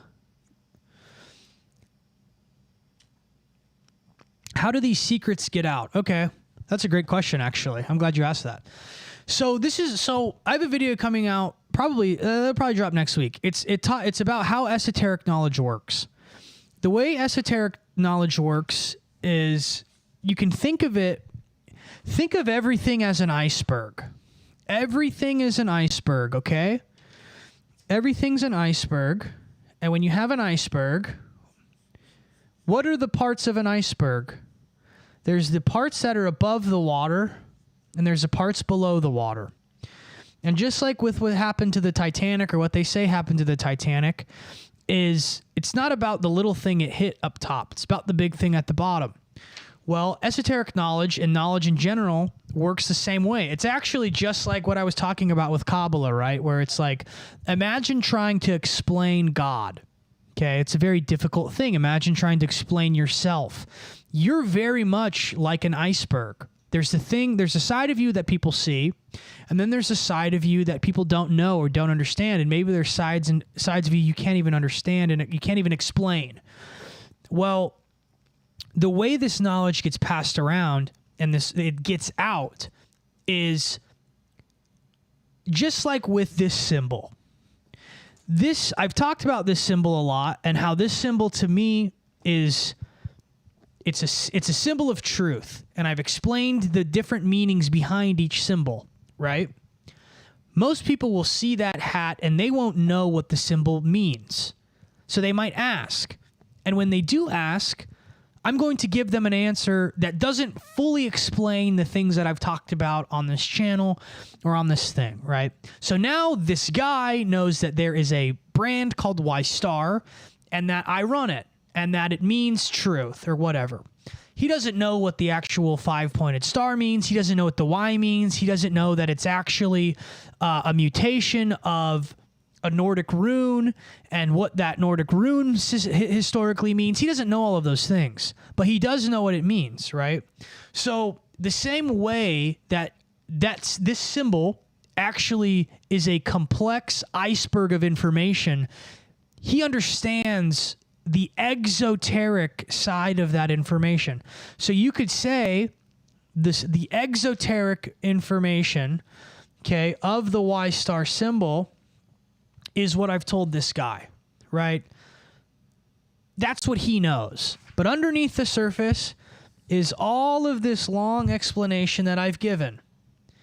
Okay, that it's a mutation of the Algiz symbol, blah, blah, blah, right? And there's all of this other meaning. So what you could say, you could like compare this to like, this would be a mystery school and the secret of the why, and you guys know what it means. This other guy has an idea of what I've told him it means, and then that guy goes and he tells somebody, yeah, this guy runs a brand, and it's a truth brand because he's a conspiracy guy, and he has this cool symbol. Now that guy goes and tells somebody, and that guy, now it's like 10 degrees of separation away, right? And the real meaning, only I really know what it is. You guys have an idea of what it is. That guy I told has not really an idea, and then the people he's telling, they have no idea. Right? So think that's exactly what Freemasonry is. That's what the mystery schools are. You could even extrapolate on like the Catholic Church in that way. The secrets underneath the Vatican, okay, are things we'll never know. You know, I might go to Mass in the morning. I might go to Catholic Mass in the morning. They're giving me an interpretation of the interpretation of the interpretation. It's degrees of separation on an entire iceberg of knowledge that nobody really, you know what I'm saying? Everything really is an iceberg. Everything is a mystery school. That's when you get into the Dunning-Kruger effect and people thinking they know more than they do. You know, that's how you get to the Socratic idea of the only thing I know is I don't know anything. Because to truly know something is an insanely complex thing. So, and that's what gnosis is. That's what true knowledge, the knowledge of the knowledge, the gnosis. So, that's how information gets out, right? The other thing is the mystery schools operate off of symbols, okay? So earlier, the person who asked like what these symbols were, right? Those symbols have explanations for what I was giving them within the context of the stream. Mystery schools use symbols to hide and to obfuscate the meanings of things. So, you know, it gets really complex. It's like a game of telephone. I guarantee, you know, the truths we know about a lot of the esoteric information that I might relay to you, or that you read on your own or whatever, it is an interpretation, right? But it's very complex, super complex.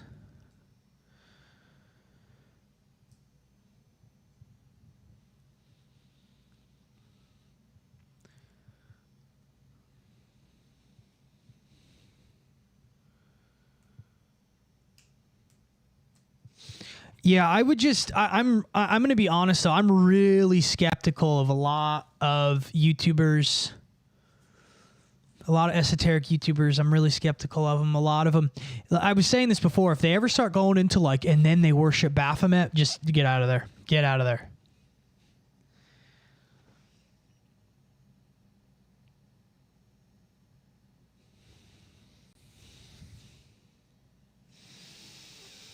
We ask for bread and they give us stone, or they give you snakes. What about that one?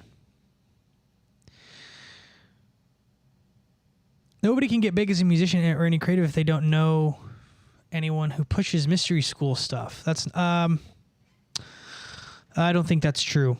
I would disagree with you with that. Some Satanists say they sodomize you so you can reach 3 more higher octaves.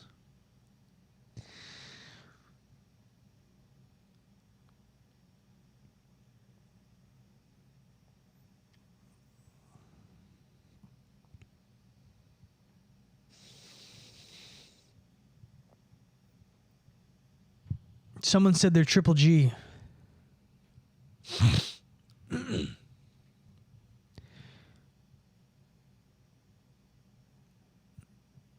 Was what worth it?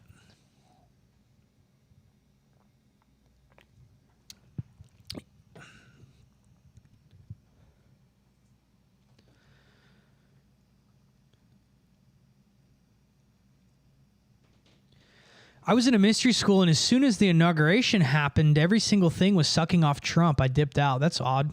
That's really interesting. Yo, drop a milk, baby.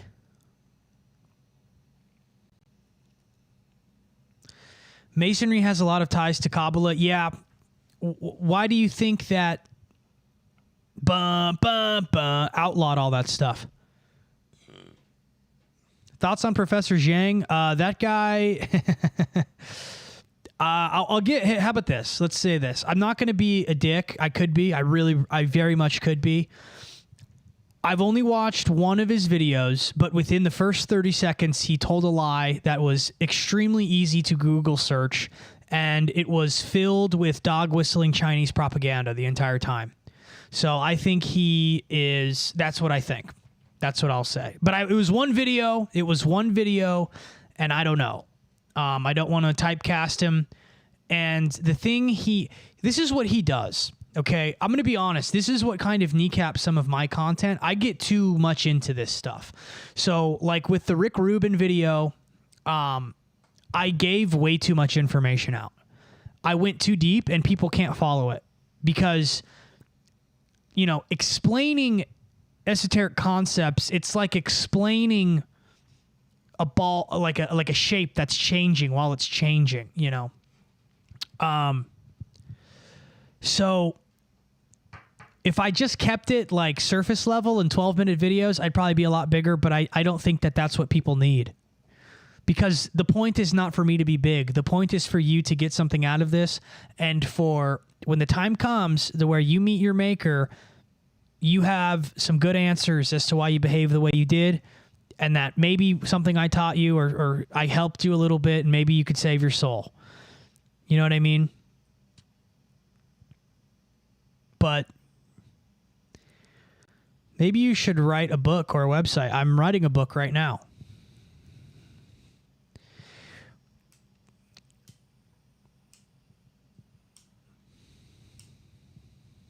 My phone's lagging.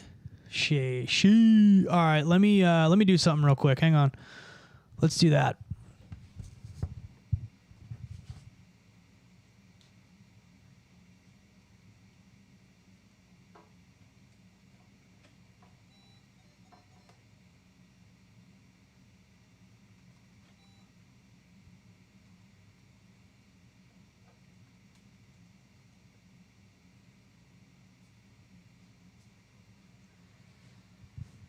We're going to go back to the VHS here. What's the Genesis 6 conspiracy? But yeah, that guy, I don't know. He was talking about how China was free speech in the 1950s. And he was like, yeah,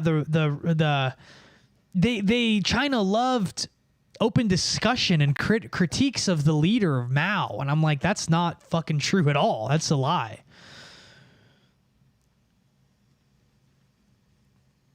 Is the book writing me? It is. That's a great way of putting it. Every time I sit down, I bust out about 5K words.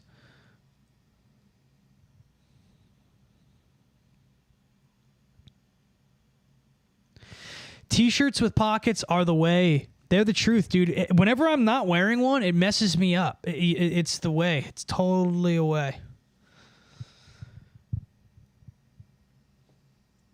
Yeah, look it up. No, look it up. Go look up his video. He has a video, and Professor Zhang, and the video is, it's like the 3 stages of collapse, the 3 stages of society. And he's like, 1950s China, promoted this, and this. And I go, oh, this is Chinese propaganda. That's what this is. But what he does too is he doesn't really get into anything. Nothing is deep. That was what I was going with that. Sorry.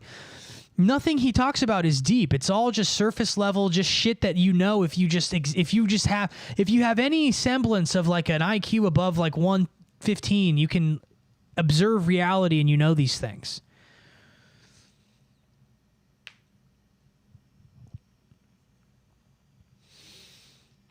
I would love Jesus is King too with Dre. That'd be cool.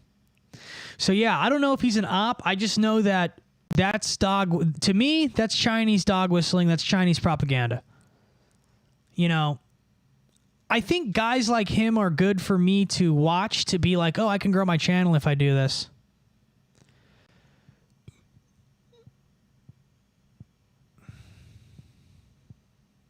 We already talking like a gang. We are a gang. We are a gang. 100% we're a gang. Well, you know what's crazy, dude? When you criticize China on Instagram, the bots go nuts. Poffin the Valkyrie. That's right. Always question everything. That's right. Genesis 6 in the Book of Enoch. I've talked about that for years. What do you mean? New breed. That's right. The new breed. Ystar chapters were wearing suits like mobsters.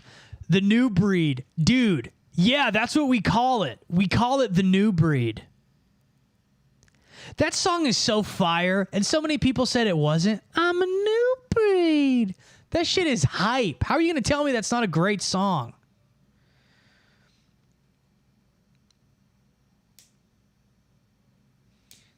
The truth in this world is always crucified. Fall in love, have kids. That's right.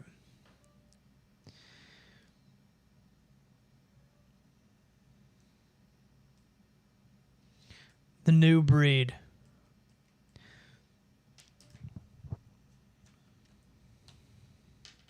New breed. Yeah, new breed by me. The new breed. Yeah, that's definitely what we call it. Hell yeah. That's a fucking great idea. Dude, who came up with that?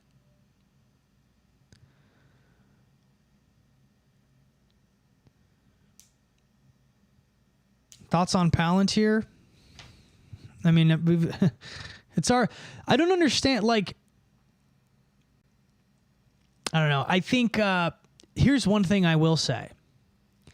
Peter has a lot of money, and Peter has his hand in a lot more creators than you think. A lot of them that are not as big as you think. I will say that.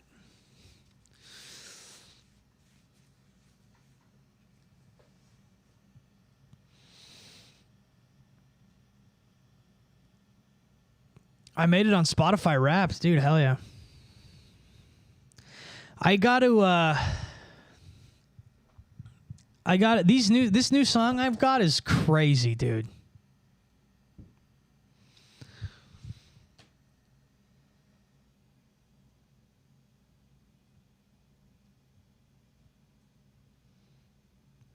Do you think enough noise could ever be injected into a predictive policing program to trigger a false response? Of course. Ye and Izzy, visionaries of the future and culture, 100%. Here's the thing. Once you become so Izzy-pilled that you start seeing... When you start seeing my effect on culture and when you start figuring out who actually watches my stuff, that's when you know you're Izzy-pilled. Are you Izzy-pilled? Are you Izzy-pilled? The whole point of the Gargoyle Project with like the cocaine song is it's a party. It's just for fun. It's like fun stuff. So people are getting all mad. They're like, it's demonic, auto-tune. It's like, dude, it's for fun. It's a clefothic pressure release, as someone asked earlier.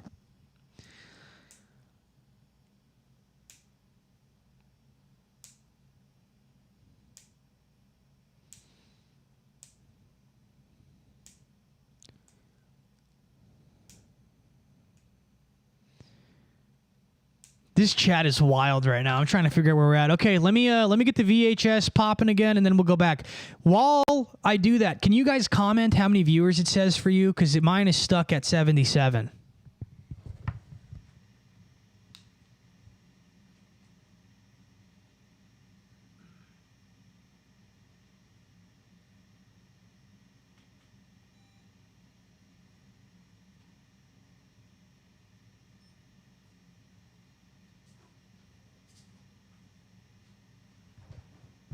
$98. Nice. Okay, cool. All right, guys, don't worry. And we're back. We're back to 1996. We're back. We're back to 1996.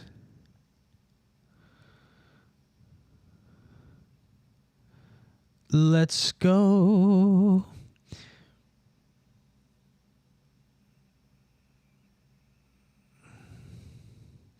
YouTube doesn't add to my number. YouTube actively takes away from my number, actually, and I've proven it. I've had proof.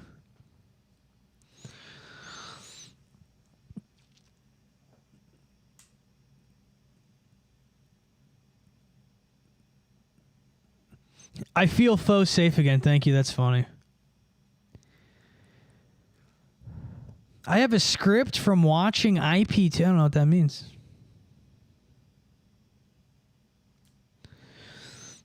No, I don't like tarot. I don't practice tarot, but I think tarot is important. Tarot is... I've explained this before. I'll explain it again. Tarot is simplified Kabbalah. So tarot is simplified Kabbalah in that when you have the Kabbalistic tree of life, these pathways, the lines in between the circles are the tarot, and they represent archetypes. You can learn a lot about reality and about situations studying the archetypes. A part of the book I'm writing is on archetypal magic, which is a magic system I have founded that I have not seen anyone else write on or explain in any way in which I would explain it, but whatever. And the point of that is to get a more simplified version of how Kabbalah works or whatever. But the ultimate point of that is to overcome that and to,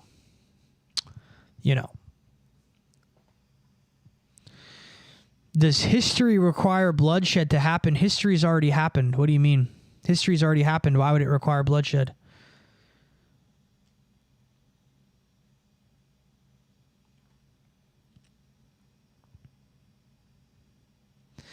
I like the The Tao Ching is the same, pretty much. The Tao Ching is a lot like Rosicrucianism. Doesn't Kabbalah teach there's multiple genders? No, that's the Talmud. The Talmud is a book of Jewish laws. It teaches that there are 8 genders.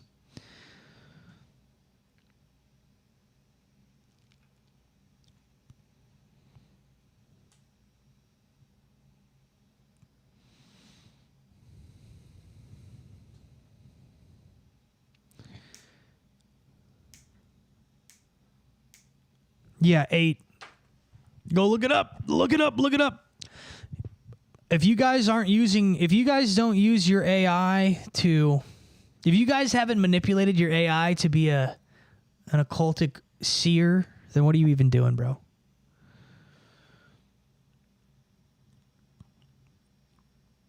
Oh, the book should be next. It should be next year. The point of me doing like a tour kind of thing is so it's like a book tour, clothes tour, music tour. It's just a thing. It's just going to be a fun pop-up shop thing. I don't listen to Tool. Not a fan. I'm not really. I really don't listen to much anymore, man. I really don't. I just don't. You know what I listened to today? Ba, ba, ba. Is AI able to tap into the ether? I mean, that's a very good question. I don't know. It depends what you think of the ether, I guess.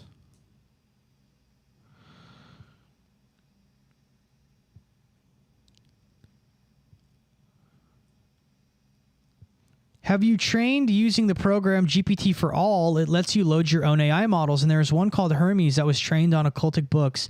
No. The thing with AI is, like, if you don't know what questions to ask, it's not helpful. Sorry, the average person's not very smart. So them using AI is like, no, it doesn't matter. It's a language model. People all free. I think Sam Hyde has a really good outlook on AI. At least, I don't know if it's the same as it used to be, but when he explains that, it's a language model, dude. These people who are like, oh my God, it's fucking, like, they used to call it machine learning. 15 years ago, they called it machine learning. It's just whatever.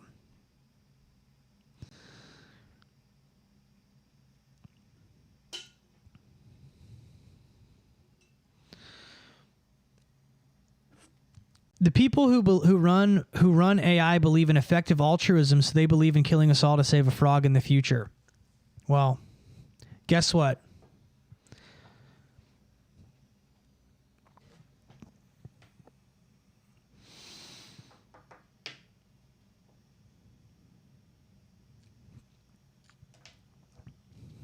Was that you? Was that you, Highwad Bob? Was that you, dude?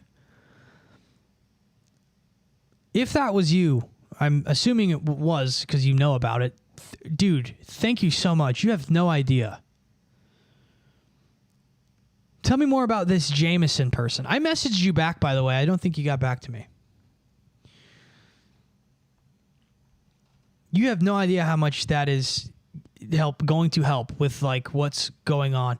The new project, the new show is going to be something like you guys have never seen. If you watched,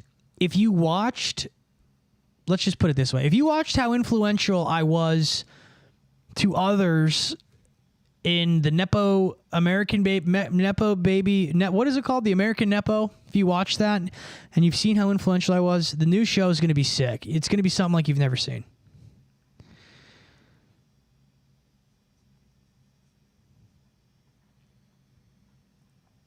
Yeah, dude, thank you. It's Robert Seffer. I fuck with him. I think Robert Seffer is very smart. I think a lot of I think he's pretty on the money about a lot of things. Some of the stuff about Antarctica and stuff, I think it gets a little fantastical. And I think I might be a little cynical for that kind of stuff. But I think as far as his ideas on history, the descendants of Odin, all of that stuff, I think he's pretty much on the money. I think I think there's a lot of things he doesn't say because I think he knows what would happen if he said them. I really think things like Ancestry.com and all that stuff, I really do think it's more about finding bloodlines and, that kind of stuff than I think it's about finding out who's your grandmother or whatever, right?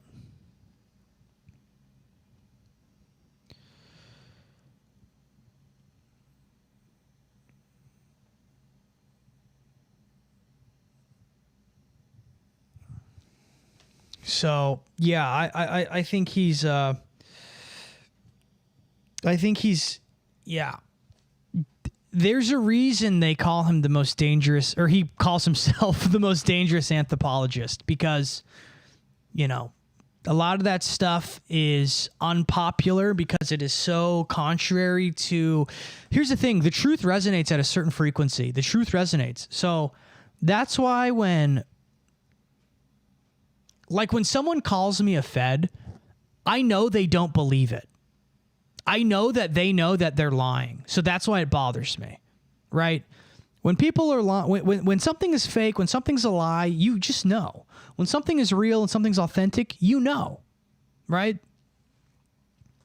That doesn't mean people can't be deceived. That doesn't mean people can't misinterpret things. But I know when people know they're lying, I can just feel it. I just know. There's something about his work that does not, it hits on a certain frequency. It just does.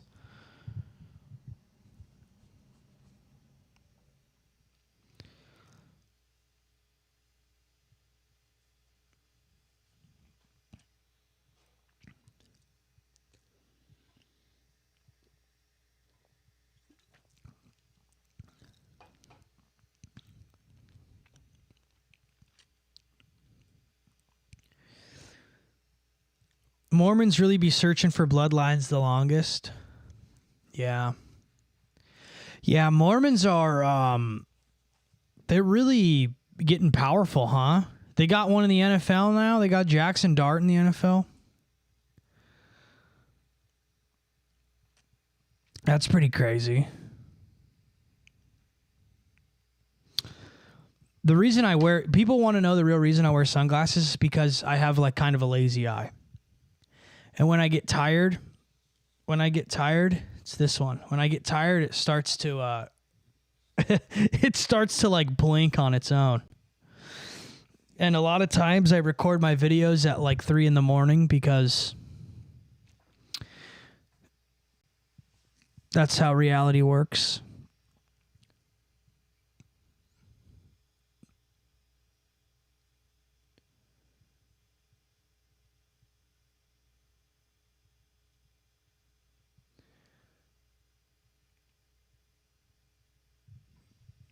But who was the one who asked about Robert Seffer? Who was it?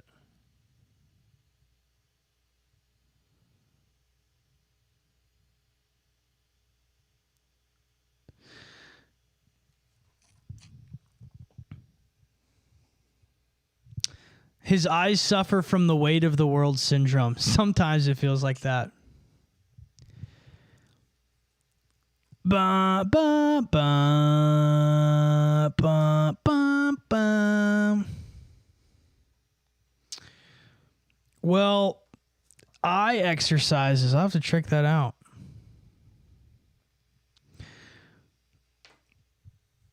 Yeah, we got to start bringing these streams back a couple times a week. I think that these are good for everyone. I think these are good.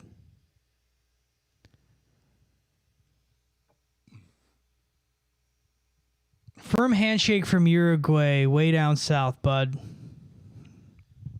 I should do the Nick Rochefort. I'll shake your hand. Pure gold. Thank you. Okay, Swag Haver. Okay, cool. Yeah, he's got some cool shit. You know who's a baddie? You know who's my Europa baddie? Maria Orsic. If I could go back and have one woman from history, it'd be Maria Orsic for sure. I wouldn't even try to crack, bro. She would just be my queen, my Europa queen.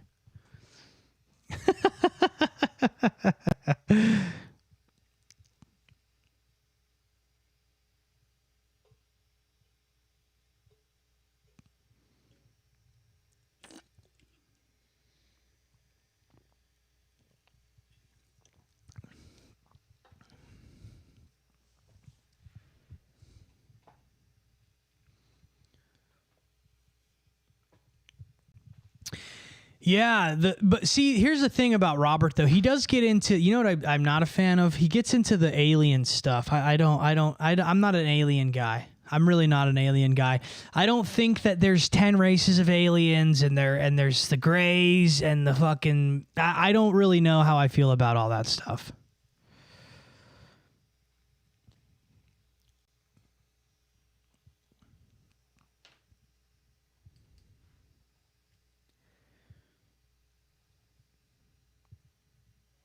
I mean, if you can't discern, if you can't discern what he is from, see, that's the thing. Like when you watch somebody, you should have a pretty clear indication of what they are just based off of what they talk about and the language they use. If you watch Robert, it's very clear what he is. It's very clear. Just like me.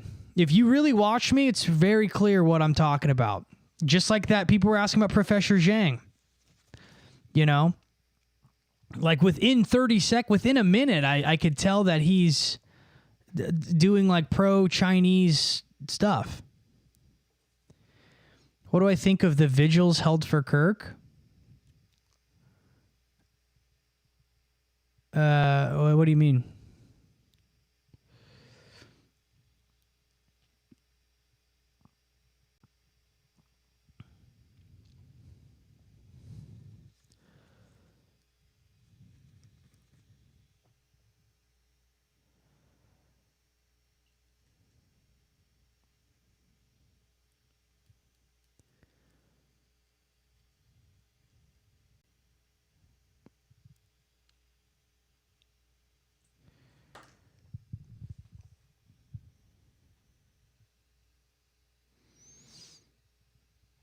What do you mean my thoughts on Catholics and Christians? What do you mean? What are you asking?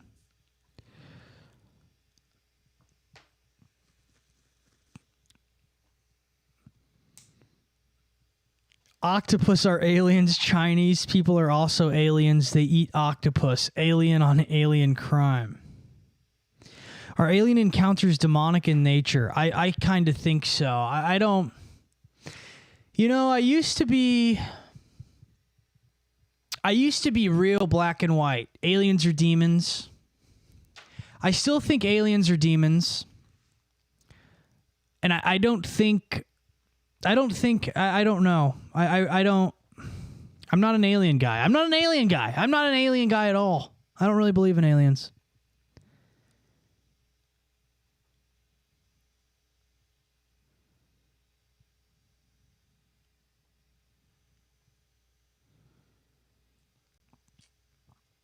Yeah, dragons. Dragons are real. I don't think he believes in aliens. Doesn't he think there's demonic reptiles or something like that? No, he talks about the Nordics all the time. I don't know if he knows. I don't know if he believes that they're from space, but I'm pretty sure that Sefer believes that the German National Socialists went to the moon, I think. Right? Or see, the thing with Robert though is sometimes he will play like old interviews and old stuff, so it's not necessarily what he thinks, you know? Sometimes he's reporting on larger ideas that might not be what he thinks. So I think to say he might think this or this might not be fair, you know?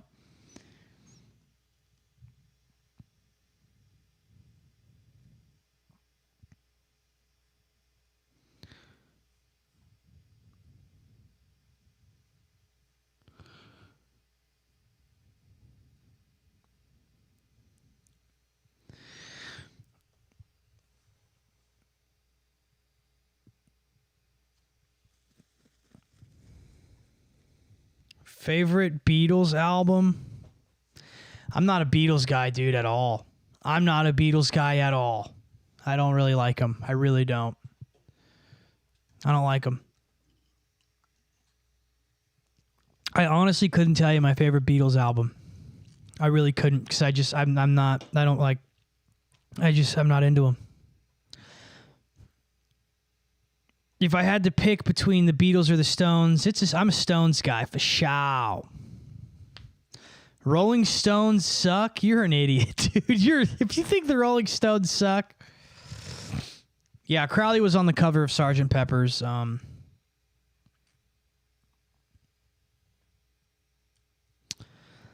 Robert is sort of like watching old Nat Geo documentaries, staying relatively neutral. A lot of it is fake regardless, but they leave messages. What's fake? And why? Here's the deal. When I went to the Dead Sea Scroll exhibit and I saw what they say those things are,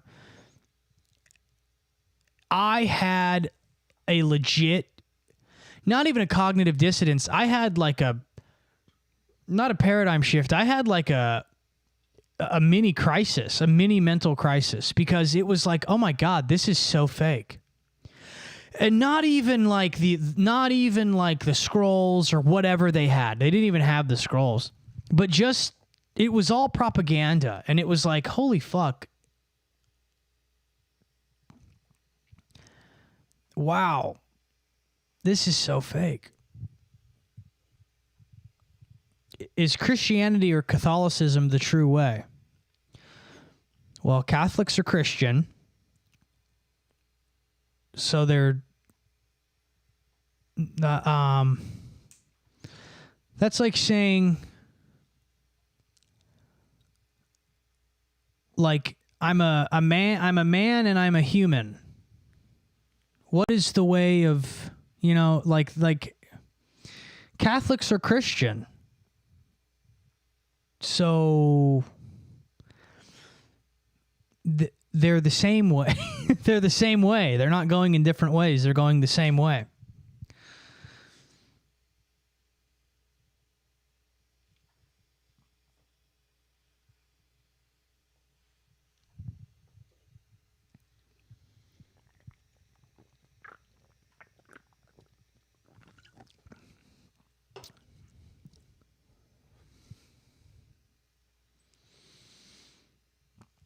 The Book of Melchizedek and the Dead Sea Scrolls. I'll have to check that out. Yeah, you mentioned that yesterday too.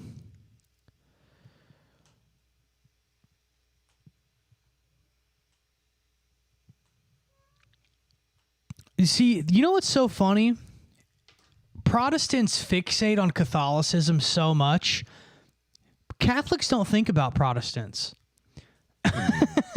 And I think that's a very telling...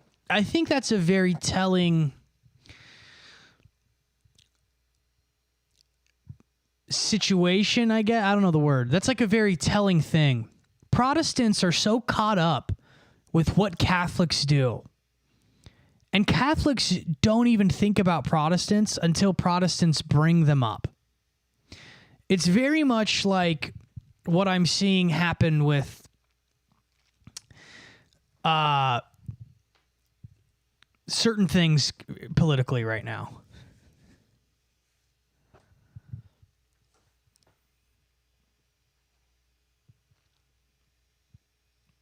Raccoon Gang is just trying his best to get banned right now. It's kind of it's a very strange shift he's taken throughout the course of this this stream. He needs attention.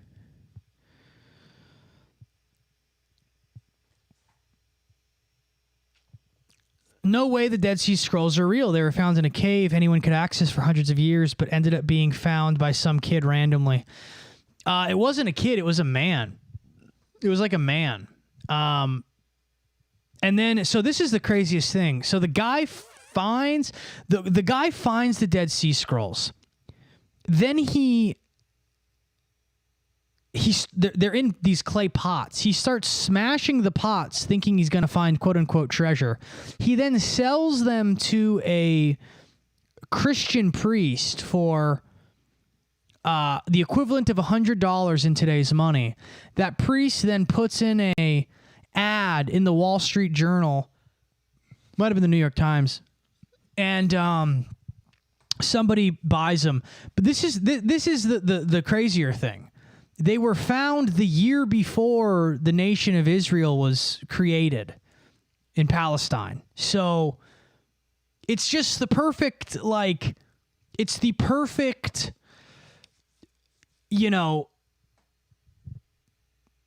machination. It's like the perfect. It's the perfect. What do you say? What do I call it? It's like the perfect igniter of like an Israel. No, I said it. It's like a perfect igniter of like we've been here for thousands of years. I just don't buy it. And then, the whole exhibit was this whole us versus them. The world's against us. We've been fighting everybody for thousands of years, and we were slaves 3,000 years ago. It was fucking ridiculous. It was fucking insane. It was absolutely insane. These are the nails that were driven into the hands of a Jewish slave. Like crazy shit.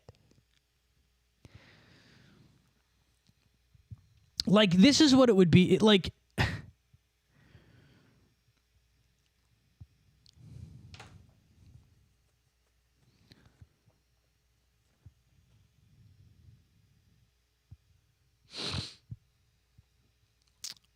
I don't listen to the band Sleep.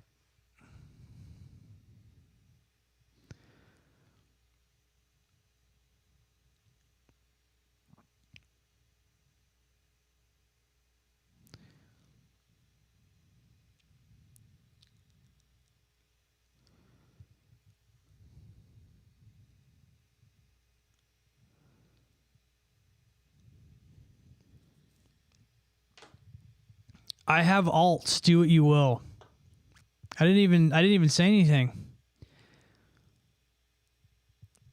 Trust me. I'm sure I would find them. Your need to orate is it's become pretty noticeable. You definitely have a style of speaking. Thoughts on boards of Canada? I don't know what that means. Do you mean just thoughts on Canada in general? How to fight against evil and everything it represents. Talking is not enough. Well, I think that's ultimately what the book is going to be about.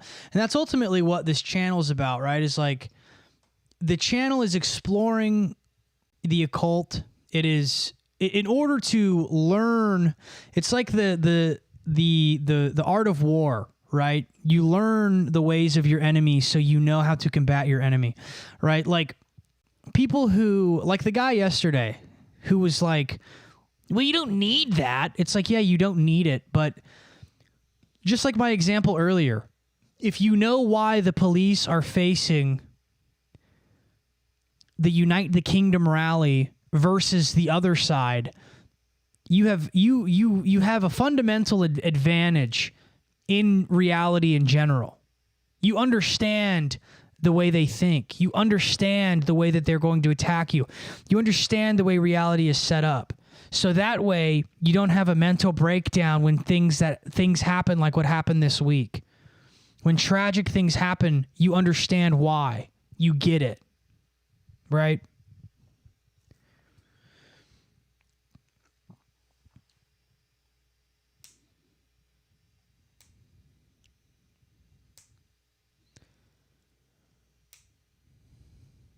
That 100% Seabass 516 knocked it out of the fucking park. That's why they know the Bible better than most Christians do. Their enemy is God, so they must know God. Why do you think they tried to create a system to explain God? Right?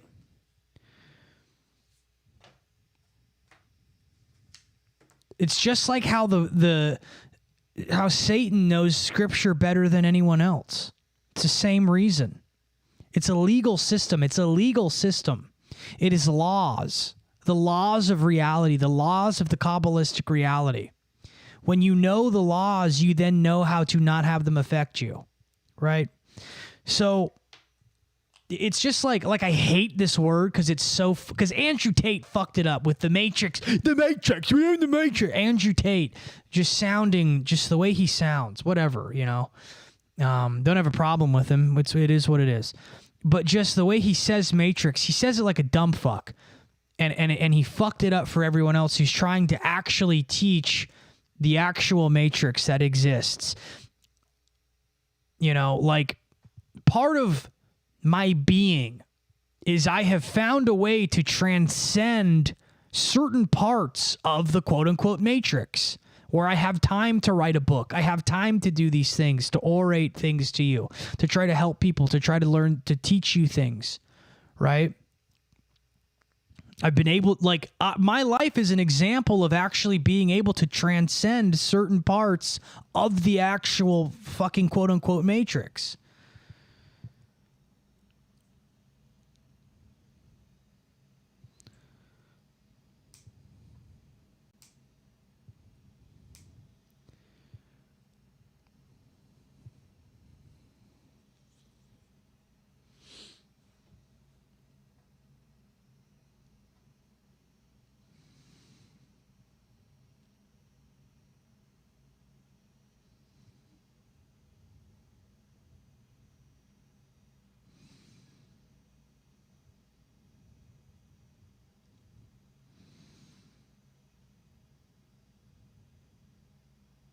Meaning living with your parents. I don't live with my parents.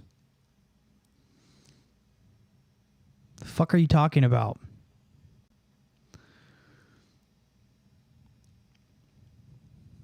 Meaning living with your parents. Meaning living. Guess what? You watch me.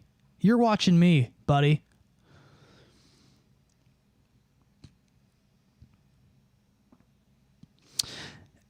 I thought Peter Thiel's doing his lecture about the Antichrist tonight. Wonder what that's all about. I thought he already did it. I thought he already did the thing. Peter Thiel's, he's probably going to look so foolish on that Antichrist thing. I really don't know. I really don't get that. I really don't understand that whole thing.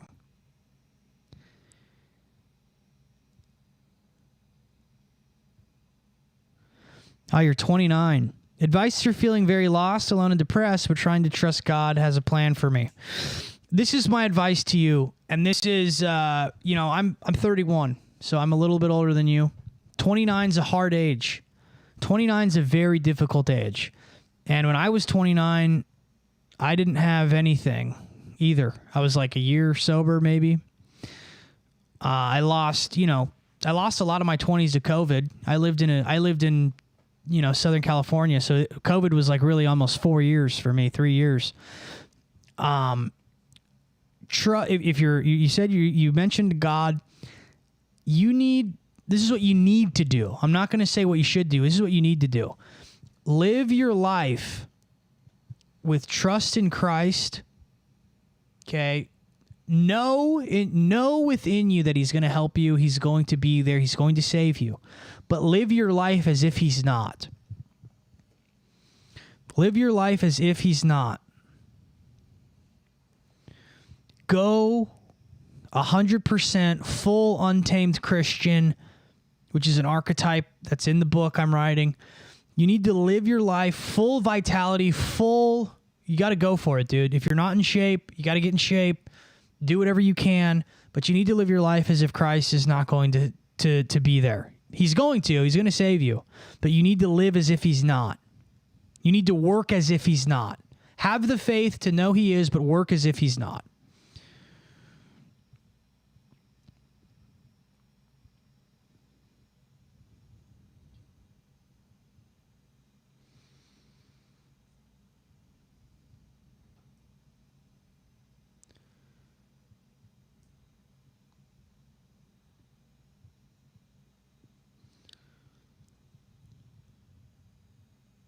Are you in shape? Yeah, dude, I run 10 miles a day. I train MMA almost every day. Yes, I'm in shape.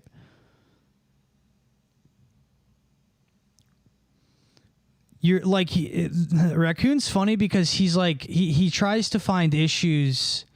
He's antagonistic, and then he plays victim when he gets banned on other people's streams, and then he's like, he's talking about some reformed guy. He's like, he bans people who disagree with him. It's like, dude, you're like you're relentless.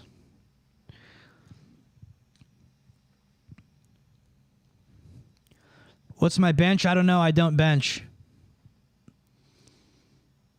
I would knock you the fuck out, though. I know that for sure.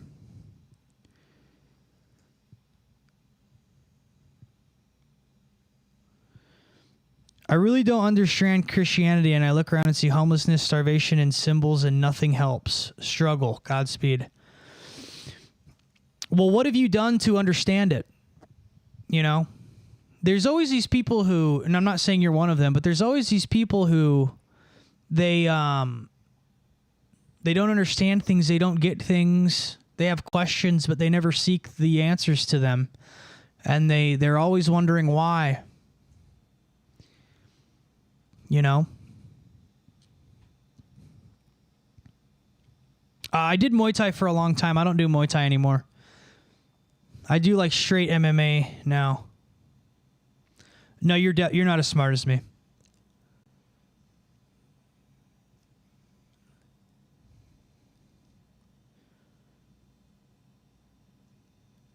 How did the interview go with that understanding conspiracy guy? I was watching some of his videos on the little season thing, and he seems a bit ignorant.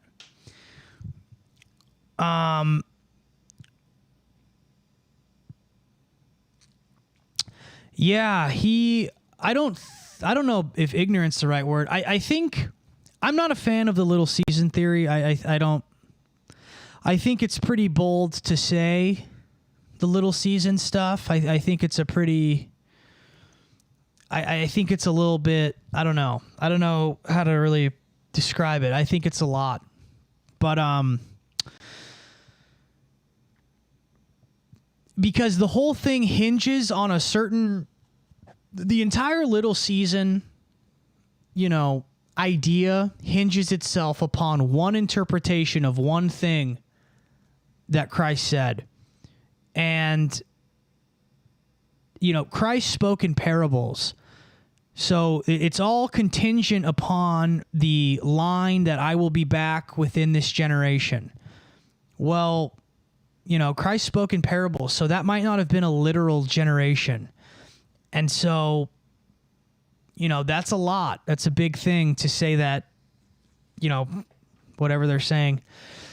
So I don't know, I wanted to, if you watch the Joe Rogan Fool King video, that's not even really about Joe Rogan. I just used his name in the title. I think I say his name twice, maybe 4 or 5 times.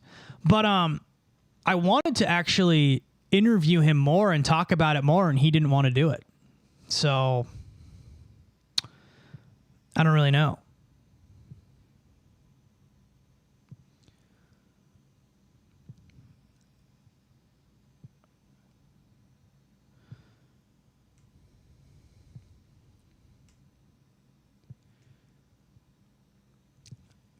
I've been getting a recurring dream. Start a social media page and have it change my life. Should I start? Yeah, why haven't you?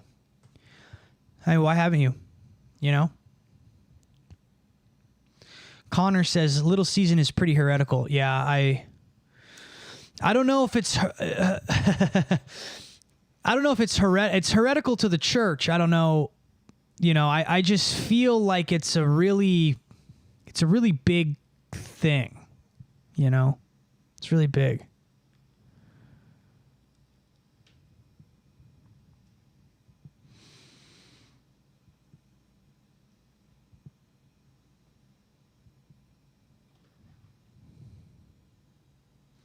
Thoughts on manifestation? Well, I mean, Christ says, if you pray in my name, those things will be given to you. I think Christ wants us to live lives that are full of abundance and full of nice things and blessings, right? Having the things that we need, maybe not always want, right? And I think that is kind of manifesty in a way. But it's very much, the way I feel about manifestation is very much like what I was saying just a minute ago. I think that you should work for things as if you're not going to get any help for them and be happy when you do, right? Like my Patreon is successful because I work so fucking hard on these videos. It's not like a come town thing where I'm just like hanging out for an hour a week doing a thing. I work my ass off on these videos. Like the Charlie Kirk video the other day, I didn't go to bed till 5 a.m. and then I slept for 2 hours. Then I was up again and writing and, so I think I think a lot of people just need to work hard as fuck at what they want. And I think that's how you manifest things. Like every day I go on like a 10-mile run, whatever. The whole time I was kind of joking at the beginning of this podcast that I listened to those like Chosen One TikToks, but that's all me. That's a form of me getting I psych myself out like literally every day. Like I try to, it's manifesting in a weird way. I'm not like trying to I'm not doing crystals and it's just me getting myself into a mindset that I can accomplish anything through Christ. I can accomplish whatever I want. Nothing's going to stop me. Nothing will ever stop what I want,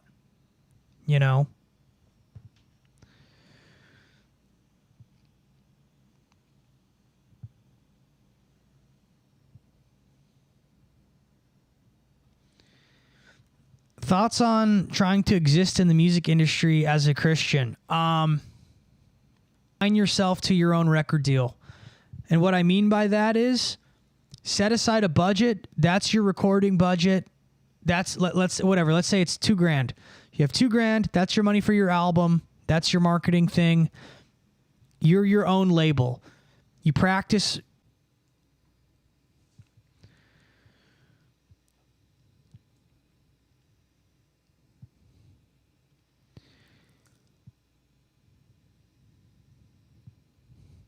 Damn, is it glitching really bad?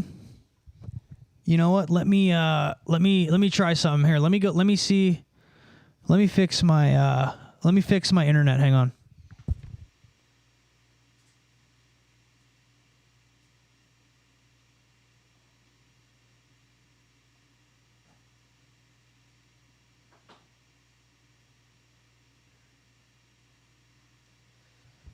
Hopefully it's better now.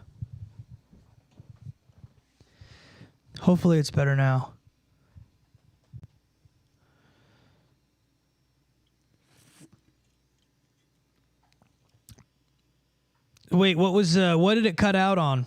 The music industry stuff? The advice? Because I'll do it again.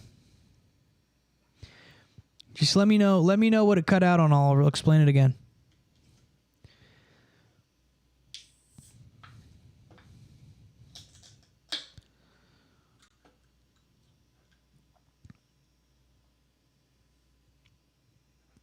Yeah, runner's high is real.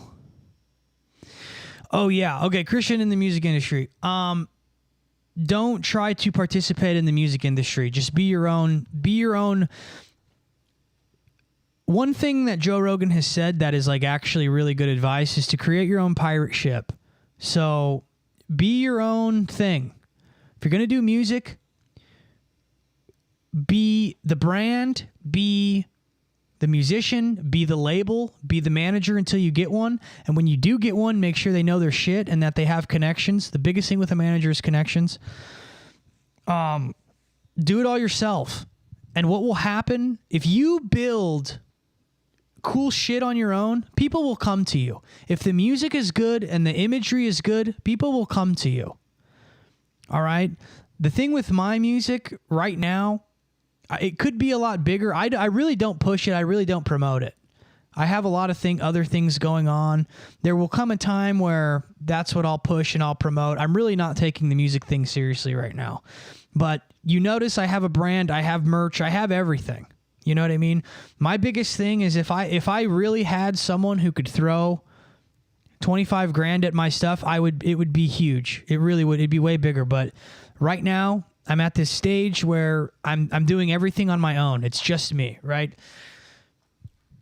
Take your music as if you're signing yourself to a record deal. Put aside $2,000 or whatever it is. This is how much I'm going to put into some singles. Let's say it's 3 singles. Do the singles, do the reel, make a TikTok, promote it, see if people like it. If they don't like it, move on to the next one. You just do that. You do singles, see where it's at, see what people like. Make sure your imagery is on par with other people's imagery. If you look at the cover of your album and it doesn't stack up to not some other contemporary, some great artist, the artwork, optics is everything. The best advice I've ever gotten, there's a couple things, but one of the best things is optics is everything. The way things look is insanely important. Okay? Optics, optics, optics.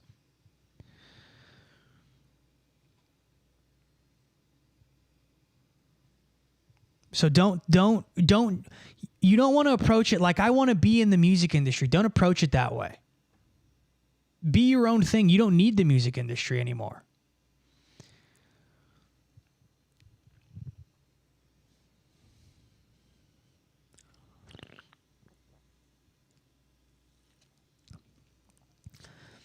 Music really, yeah, you're actually right, Anthony. Music is all about how much money you can use for marketing, but you can build something without that. That's true.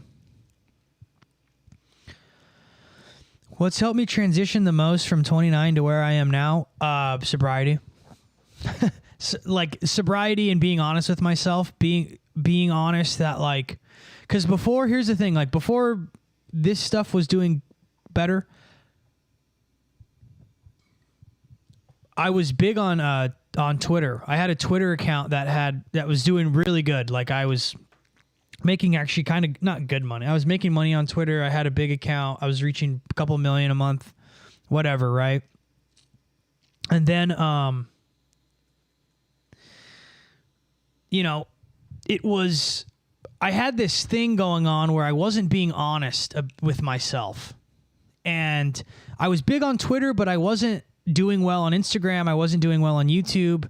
And I was doing this thing where I was self-sabotaging and I was like making excuses that, you know, I was too real for YouTube and whatever. And it was just that the content was just not good, you know? And so it's just being honest, like an unabashed honesty with yourself is going to help you a lot.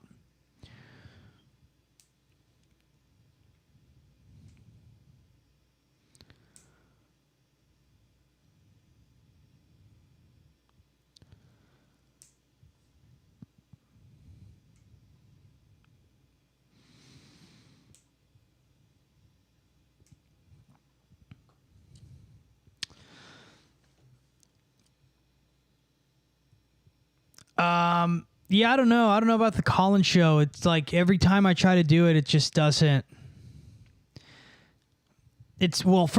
Originally it was just completely sabotaged.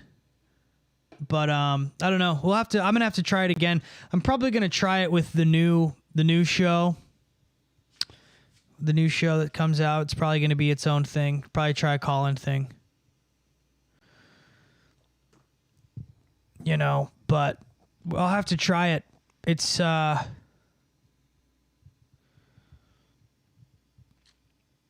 no, Jumbo Master has a good point. Industry this, industry that, make your own industry already. Yeah, you don't need like the music and you don't need it. Like you can do it all yourself.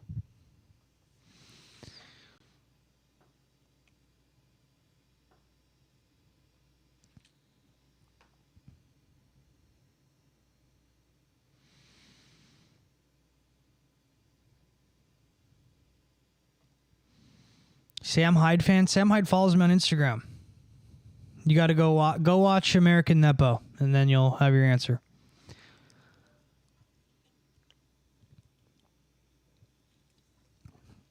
Go watch American Nepo, and then you'll know. But no, Sam's cool. I think Sam Hyde's cool. I think he's one of the good ones right now. I really think we're at a pivotal time when it comes to discerning between different things, different people, different creators.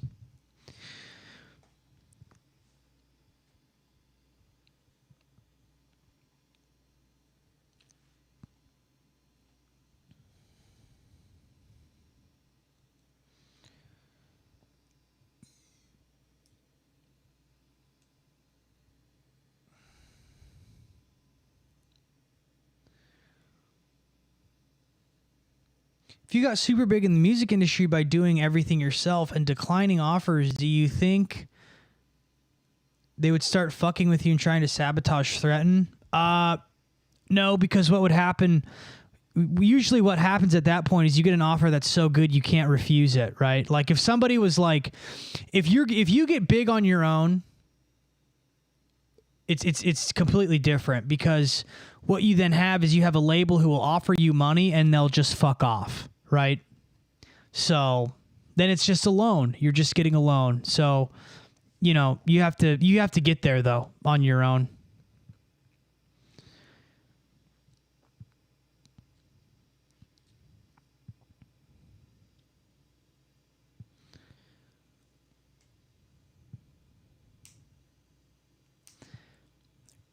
Stay away from Reddit. What the fuck? Thoughts on Reddit? I've tried building a small community on there. Yeah, don't do that. They'll fucking... Reddit will just literally destroy you. Just stay away from there. Don't even do that.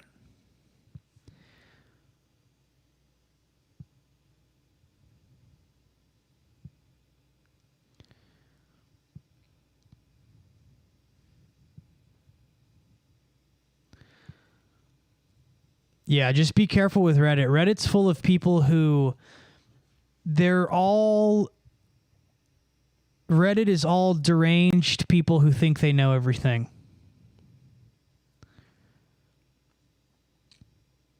It's just it's always problematic.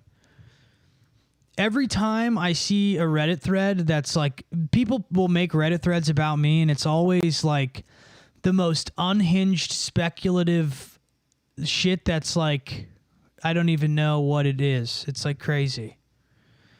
The people on there just breed really weird shit. It's just weird. I just, like, the thing is like, if you built let's say you built a Reddit community and they found out that, you know, you had a different ideology on something innocuous and doesn't mean anything, they would like destroy your life over it.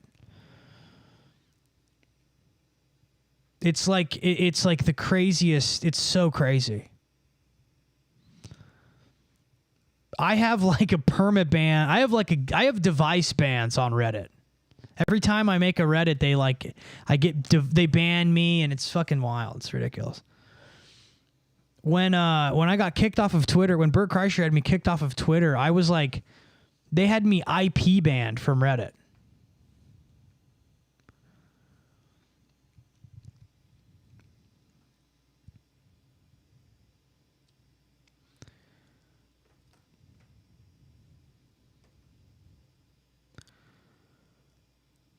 I think I answered that question yesterday about serial killers. Yeah, I'm pretty sure I answered that one. I answered the doll question on stream the other day. I answered that question already. They were used for a video. They were supposed to be for a movie. I was doing a music video, and it was supposed to be me fighting Moloch for like a puppet show, and the video ended up not happening. Perfectly normal dolls for a man to have. So not really, they're for artists, so it's actually abnormal, which is probably why you commented that. But yeah, most people aren't musicians who film music videos. So that's how that works. Take that weird shit down. Yeah, nah. Definitely not listening to you, faggot.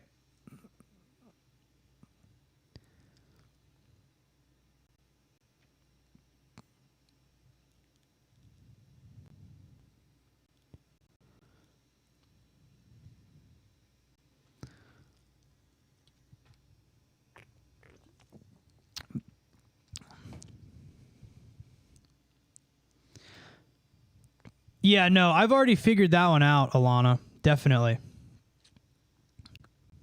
Absolutely, like super, super obvious.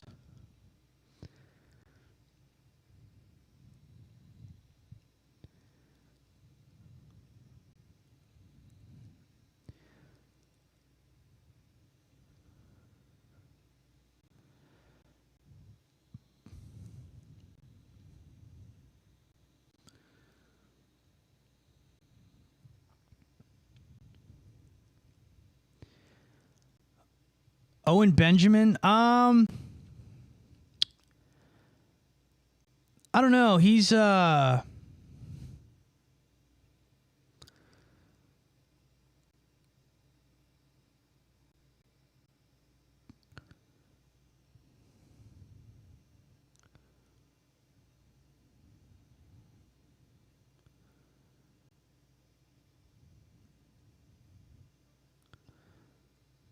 right. Sweet.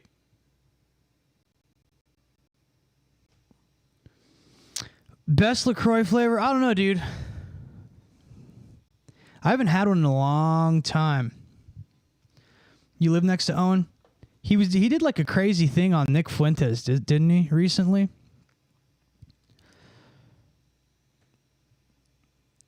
A shill? I don't know, dude. He kind of calls everybody shit. But all right, guys, I'm logging off. I've been on for like almost 3 hours. That's a long time.